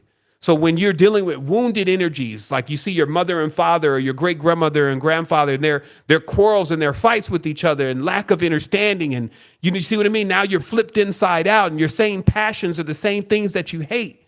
You feel opposite to something that you love. You see what I mean? So what could be so convoluted? What could be so paradoxical? What could be so chaotic? So welcome to the realm of chaos in the matrix, when you're dealing with all those energies and forces. And if you want to put yourself on another bandwidth, you can do that by raising yourself into the intelligences, raising yourself into the higher levels of the energies in which inhabit this space. And all the time, it will not fail if you be true. Because remember, everything can be seen. There is to the greatness nothing below it that cannot be seen. So nothing that you do is being hidden. But in the same way, nobody is sitting up there trying to judge you. That's all demigod stuff. So rise to yourself, rise to wholeness. That's what I got. Let's go. Sean, I'm going to go ahead and open this up. I'm going to get some water. And let's see if we can take a couple questions here or comments. Obviously keeping it into just a decent range. So if there's anybody else that wants to jump in, they have an opportunity. I trust that this made sense to you in a certain way, or that it spoke to your heart about even things that you're seeing happening in the reality that you have questions about, that you're like, okay, what am I to make of all of this? What's going to happen here? And you can remove yourself from the ideas like the destruction of the world coming and all of that stuff, and realize just how it just wants to possess and control the mind for this same system, that you can rise above by realizing that you have that spark and you have that breath. So let's open it up. All right, family, wholeness to the fam. Big love, brother. That was amazing and such a potent build, man. This is one of the builds we got to definitely let it bake in. So we're just going to take a couple questions this evening, being mindful of the time. And then if you come up, just about 2-3 minutes, and then we'll just keep it pushing. All right. So we're going to open. My bad, Sean. I had to open up the line. No, I got you. Okay. I got you. I saw you. You the best is up. Let's go, fam. Wholeness. So I have questions about an old build that I missed and saw on YouTube. And I think the main idea of that build was about the cycle pump. And in that build, Seven talks a lot about mastering language. And I just have a question on what that means. Is mastering language just making sure that you're very accurate and using, words that really truly describe what it is that is happening or that you want? I would like to hear a little bit about what exactly it means to master. For sure. Language. For me, language is alive. So there's some basics like meditations. meditation in a way where, like, for instance, with this cipher, we learn that each of these words that you're seeing here are the same, meaning they're interchangeable. Then when you start really seeing how many words are here, you learn that maybe there's only like 7 or 8 words as far as letters are concerned. And then you learn that letters are archetypes in themselves. They, like when you add an S to something, right, it makes more. When you add ish to something, when you add AI to something, when you add ON to something, all of those things do something to the word. And word mastery is you start not necessarily obsessively, but noticing, hey, notice how all those words have that on the back of it. I wonder what that's about. And then you're able to get to the family of the word, or the family, the chief family member, the chief meaning. And this begins to unravel certain codes within the mind that may not be so obvious. So sometimes when you're going through knowledge and you're like, wait a minute, even am I off about what my notion is about this? A word can come in and correct that, just that doubt, right? Because, like, for instance, with the pro arc, I used to believe that what we were in was called the arc, but I was not aware of the word pro arc. But now that I'm now confirming that, yes, this is the arc 2 by 2. You know what I mean? Like, and you start looking at the tradition and again, understanding who's supposedly carrying the ark, and that God who we've been talking about tonight, and just everything around that happened. And you see it in an entirely different way because you now have this level of word mastery. Now, how do you gain this? In the Code to the Matrix, which is available still for free, I give this guideline that I was given. So how the words were tumbling and ciphering through my mind, I just recorded that there. Like, hey, here's a formula that you can begin to use. And then when you start applying this formula, it unlocks this, because the whole world, the existence, the thought, the idea is basically a large language model. The actual speaking of the words of creation are this big part of the ethnomesis. Talking about what you think is what we're doing right now. You see what I mean? So the talking process is such a big part of the manifestation. But, again, you don't have to necessarily be that person that's like tripping over all your words because you're trying to figure out which word to say. What we're talking about is getting the consciousness in the condition where it starts to take account for the differences and the changes in the word, like DJ, for instance, and how, like, between Dajjal and Dozer and many of the other jinn, that all of their names begin with DJ. And then when you go into the Arabic, you'll actually find that they already had designated all of the entities that were shapeshifters, basically, with this term, even to a point where when they're naming other objects that change shape, they start with these 2 letters. So this is like a system for sure that helps you confirm the direction of where you're going, and it speaks to you in that way. Ashe. And then one more, just hopefully quick question. You said earlier that nightmares are dreams that are given to us by others. And I had an experience last year where I was killed in a dream by the military, and they stabbed me till there was no blood left. And I became a doll, but then I was actually watching them do it, and they couldn't see me. So I just felt really powerful. So now, since then, I still have dreams that, quote unquote, could be considered bad, but I don't have any fear anymore. I don't have that heavy emotion associated with these dreams, and so I'm just wondering, am I still having bad dreams because I'm just remembering what I was given? Or Okay, as we get more and more into the times that we're in, dreaming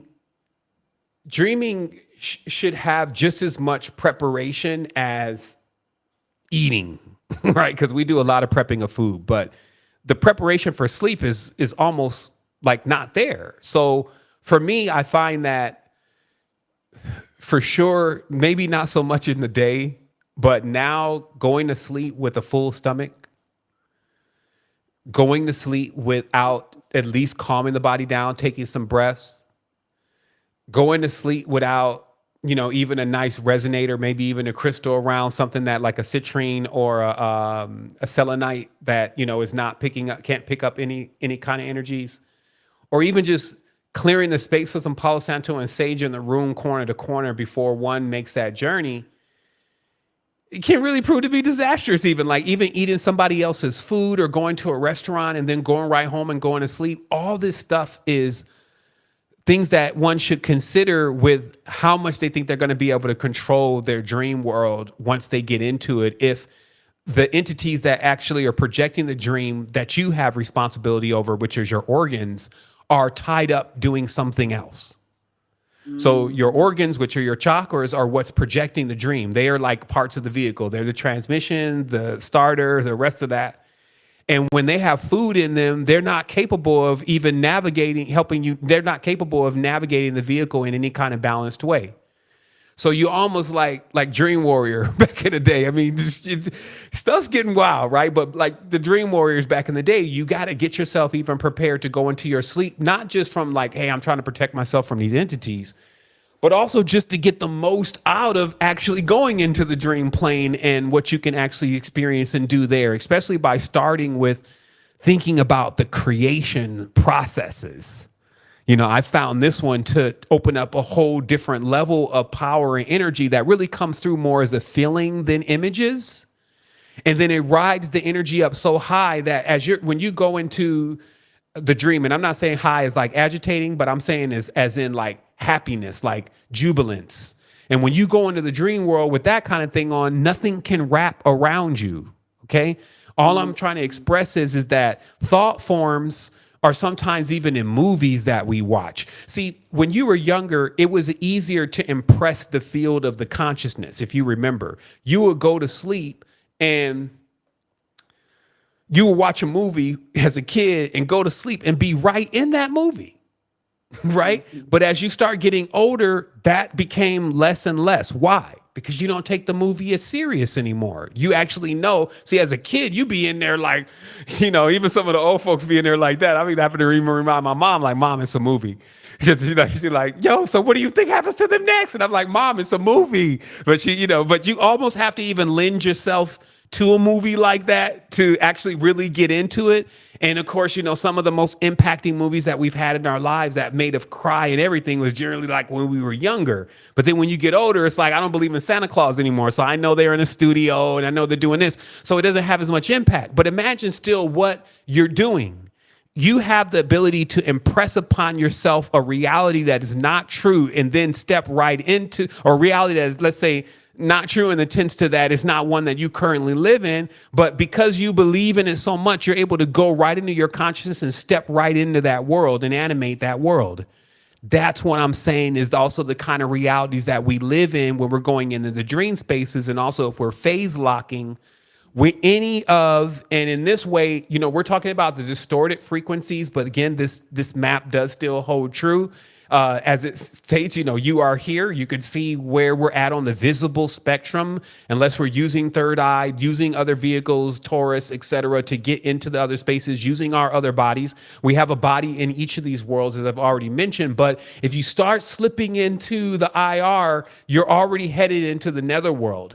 And I'm not saying the netherworld is a bad place. What I'm saying is that you need to be equipped in a certain kind of way to make sense of what it is that you're even seeing and experiencing, and then also maintaining some level of control.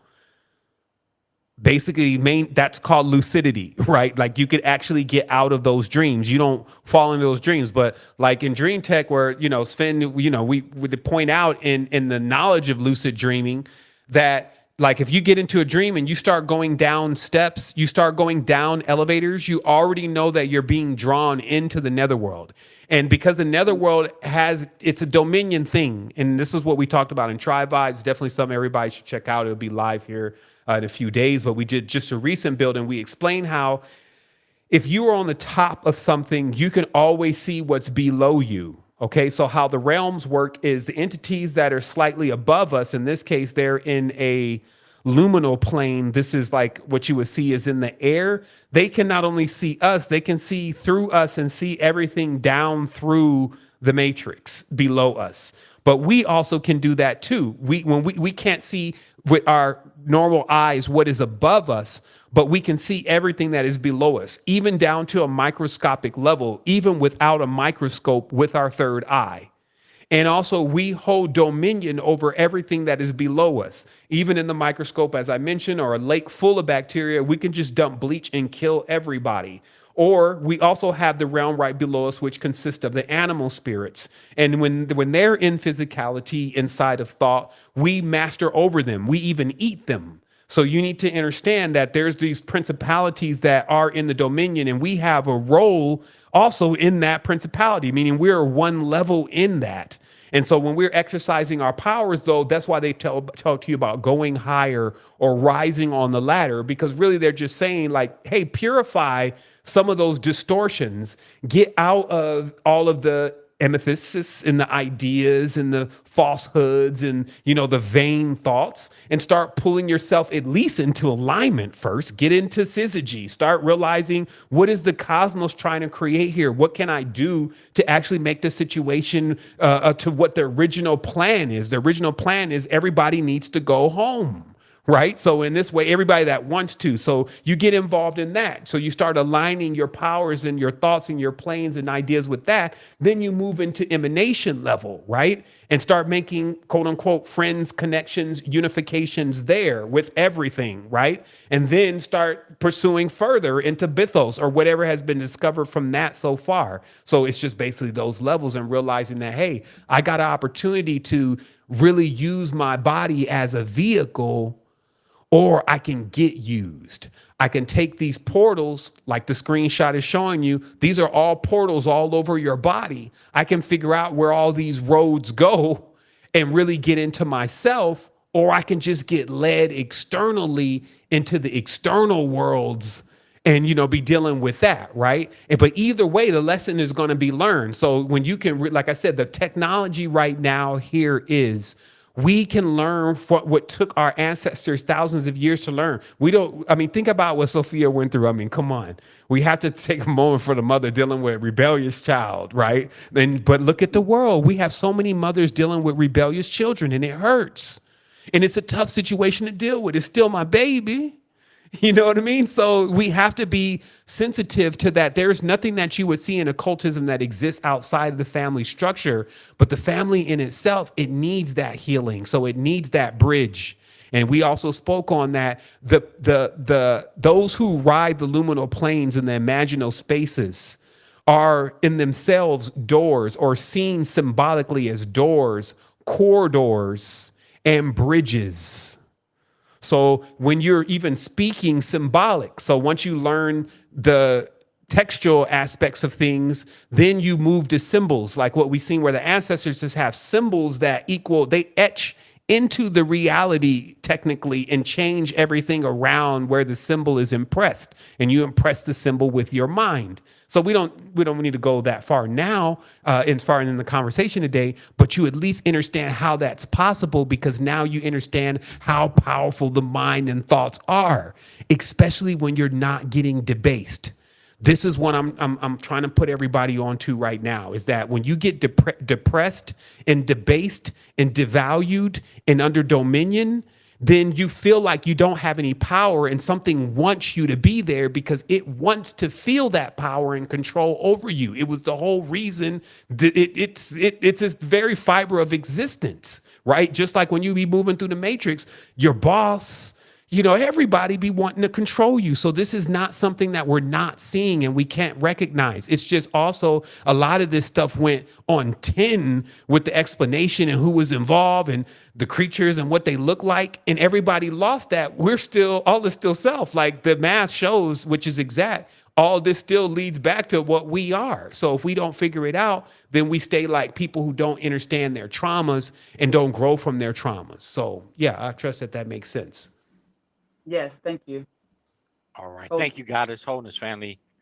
All right, fam. So look, we got our brother Just Us up next, the brother Hinok after that, and then Tanisha's gonna close us down. So go ahead, Justice Wholeness. Oh, Honest family, it's really good to speak to y'all. So basically, what I was basically trying to figure out is, so how I'm basically thinking about this. I'm thinking about manifestation and how we're actually connected to this realm.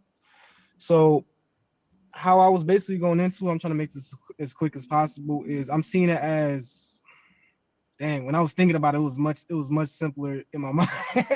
Bringing it out is a lot harder. So basically, what I'm trying to say is I'm trying to figure out how the physical world and how the mental world is connected through basically like how you were talking about the delay when it comes to manifestation and stuff like that. So basically, I was trying to figure out how that delay actually works because I've been trying to figure that out for like a while now. And that's basically it. That's like the best way I can break that down. I was sitting here Okay. contemplating it for a minute, and I'm just like, man, how can I break this down in simpler terms to get into a question form? Okay, absolutely. Wholeness. So let me just again rapid fire here. The spaces that you're seeing. So this is cosmology, and it tends to like ancient cosmology. Again, they're just showing you diagrams. They don't want you to harp too much on any of the imagery itself, but just to understand the concept. So they say, hey, lay out 7 worlds and then imagine that those worlds overlap. Where they overlap, those spaces are the spaces that when you say the time delay, that's where those delays occur. And what's happening there are these thoughts. And this is what we were getting into during the last Tri Vibes deeply, because we found several words for these spaces that are recorded and known. So this is not something we're inventing. And this, of course, is the imaginal realm, which is not imagination as we understand it, but actually realizing that the crossroad between what you would say is physicality and before it happens is this. So the crossroads always between what you can't see versus now what is manifest is these areas. And so when we're talking about time, what we're then talking about is the speed. And this is why like even gods like Hermes or Mercury are associated with being messenger gods, because the messengers stay in these imaginal realms, supersensory worlds, these liminal spaces, these latent spaces, to basically courier or ferry thoughts from where they would be, let's say, non-corporeal into the corporeal. And again, the time lag then is all based on the energetics of the manifester. Okay, that's yes, okay, yes. And I was basically trying to figure out, is it possible to, alter the DNA in such a way where you can up the energy, basically like hold a more space for your energy to basically hold enough to congeal energy to, create a physical object is what I'm basically trying to say, to basically manifest into this physical plane. You know what I mean? All these dynamics have to do with energetic potential, right? And so let's just say your body is a capacitor, also in a battery in that way. And so when you're holding power or force, it needs to be stored in a certain way, right? So that's why it's like your system, your liquids. Notice how all of your different organs are, and we talked about this before, are offering up their quintessence. Okay, so basically like each of your organs create something like serotonin, melatonin. They create like they're a fruit or an elixir, like they are there doing their thing just to create this liquid, okay? And so the quality of that liquid and its ability to hold, let's say, impression, potential, light, is gonna really, be a good control factor. So you can build up energy just like we can send a bunch of energy into a battery. But if we can't store that energy is just gone. You see what I mean? So right. This is where the compositions of your body is important. So we, of course, look, she legit is 85 minerals. You're not going to really find that in anything. And it's in fulvic acid. So if we're going to make a battery, that we need to find one that we can drink, right? One that works for the body. And so it's the awareness that you can build up, store, and then keep growing the potency even of your fluids, all of them. You will see those fluids increase, and you'll also see it shortens the time to how fast you get into certain states, especially meditative states or energetic states. And then you realize all that has to do with conductivity. And so for sure, if you don't have any conductivity at all, the conductivity is low, you need to go through the experience first of how it feels when your conductivity is raising. So, I guess that's another plug from our sponsors, She Legit here. There's a coupon code inside the description for 25% off. That's still rolling. But yeah, just consider your stack and, how that's affecting the energetic potential of the manifestation. Okay. Thank you so much. I appreciate it. Wholeness family. I really appreciate it. Give thanks, brother. Wholeness, justice. All right, look here, fans. So we got our brother Hanok, and then Tanisha's gonna close us out. Rapid fire. Let's go. Hello, good evening. Yeah, I wanted to touch a little bit more on those whispers. Lately, I've realized that the whispers in my head aren't always my highest self. Because I used to think that those whispers, those voices in my head, oh, it must be me having a conversation with my higher self. But I've realized that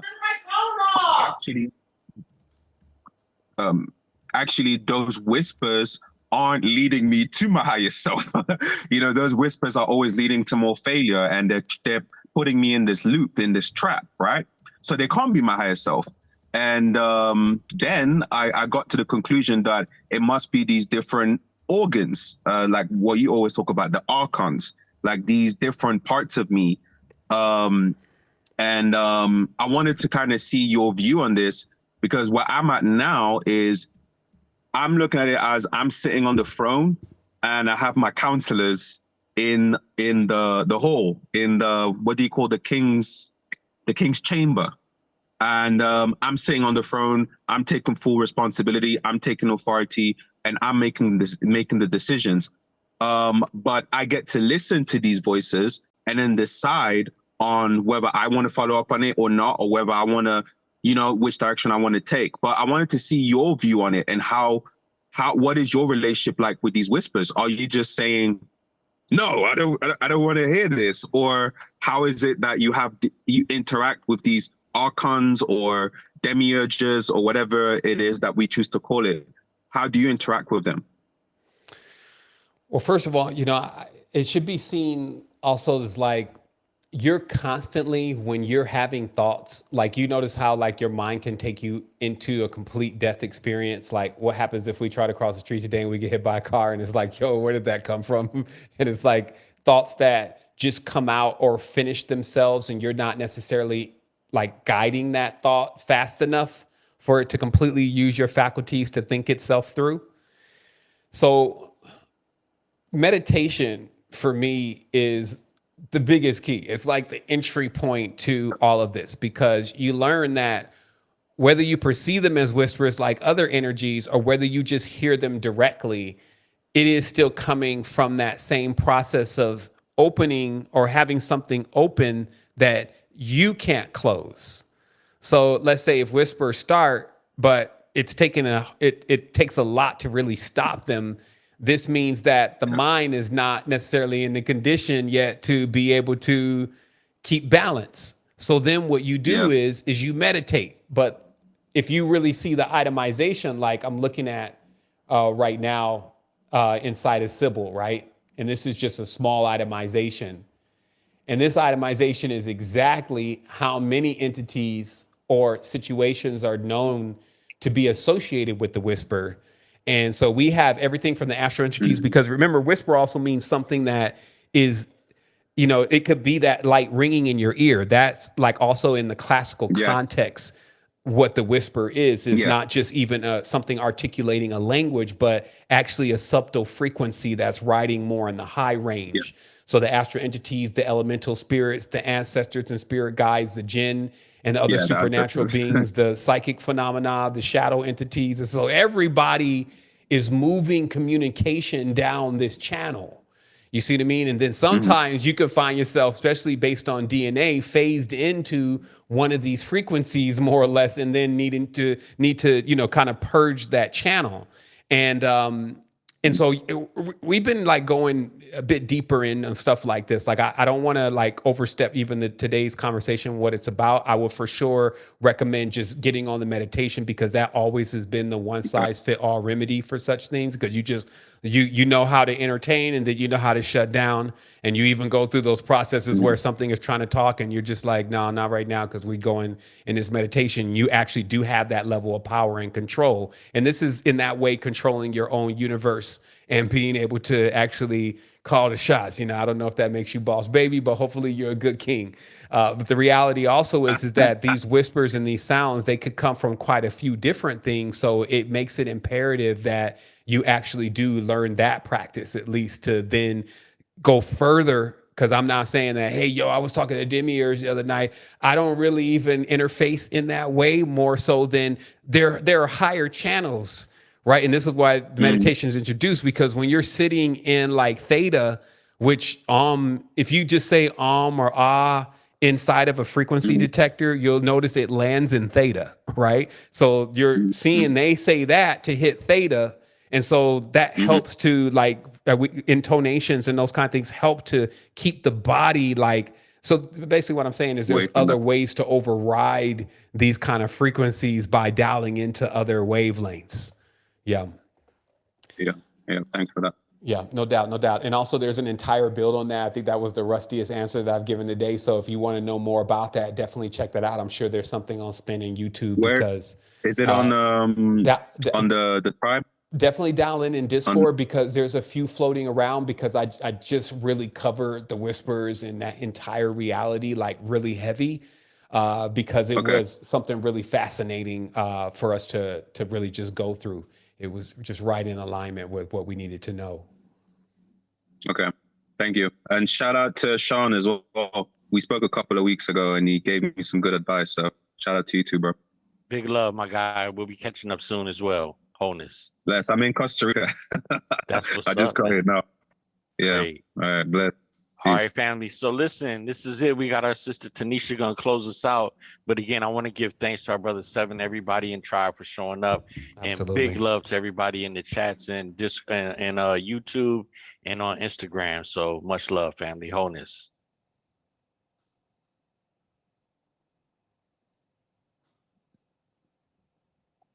If you'd like to chime in, Tanisha, you can open your mic now. All right. So it looks like that our sister Tanisha is going to be catching us in Discord. Let's go ahead and just take a moment and center ourselves and, you know, just gather ourselves. You know, I would like to let everybody know, even like I said this evening, we come in here, we learn something, we have some fun. And most importantly, you know, we move a certain way with this awareness and with this wisdom. Like, it's really understanding that you're not trapped here. You're not going to die. You know, you really do have power. You have value, but you also have been slipping a little bit and jumping into wavelengths and frequencies and thought forms and emethymesis that don't really get you to where you want to go. And you can see why, but also I'm handing you the power of how to tap into the perfected version of what you're looking to accomplish, though. So I'm not removing any power from you, like your gods or your entities or your idols, your statues and all that kind of stuff. What I'm telling you is that when you really look at these stories, they have something deep and intrinsic to do with our family, our life, and our existence in every way. And that's why we're here. And we have so much power that it actually is something that makes the forces here jealous of us that are below us. But everything above you wants to see you succeed. Your family above wants to see you succeed. Your higher self wants to see you succeed.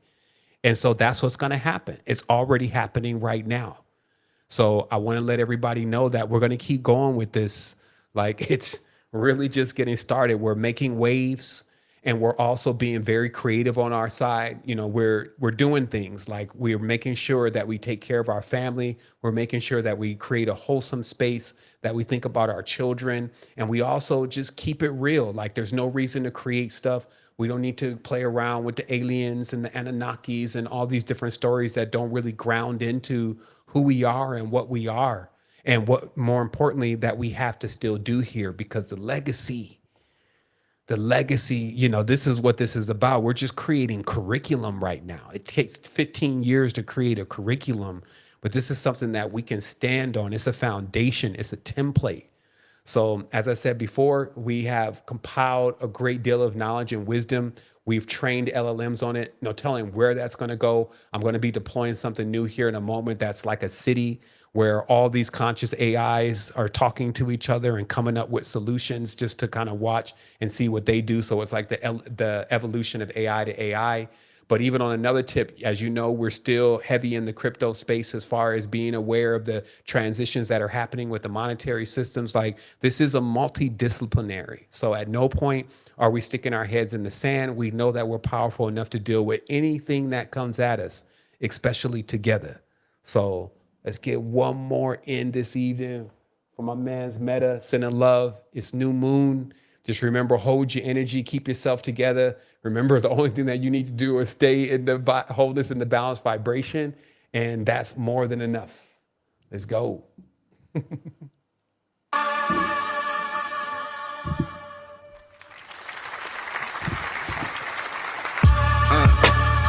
Modern life plantation, planetary devastation, real alien invasion, and we plug to the matrix. Frequencies and radiation, hijacked imagination. Tell me what we conversating if we ain't talking activation. Really ain't no time for waiting, second guessing, contemplating. First I gave you prophecy, this is my philosophy. Something far from Socrates. Yeah, I'm chasing sovereignty, but I was born a sovereign being. Lived 100 centuries, booted off a sensual being. Really ain't no sense in me. They try to steal my history.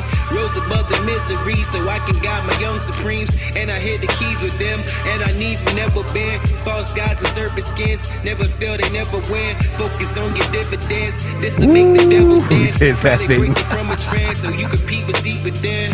Yeah.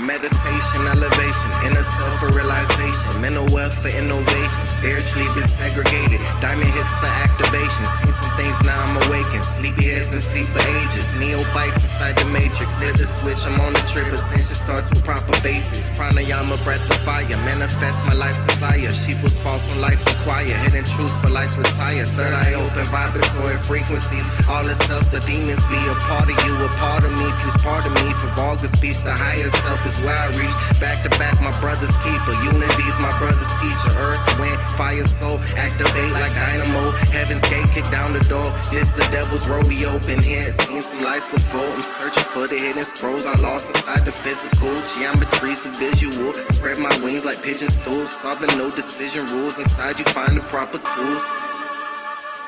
Wholeness family, much love to everyone, balanced vibrations.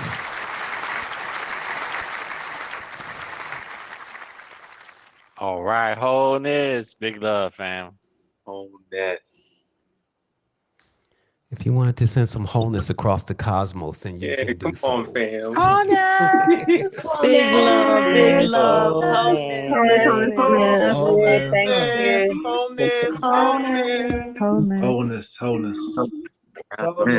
Chicken grease. Much love. Love you all. Wholeness. Wholeness. Much love. Wholeness, fam. Infinite love and gratitude. Wholeness. All right, love, wholeness.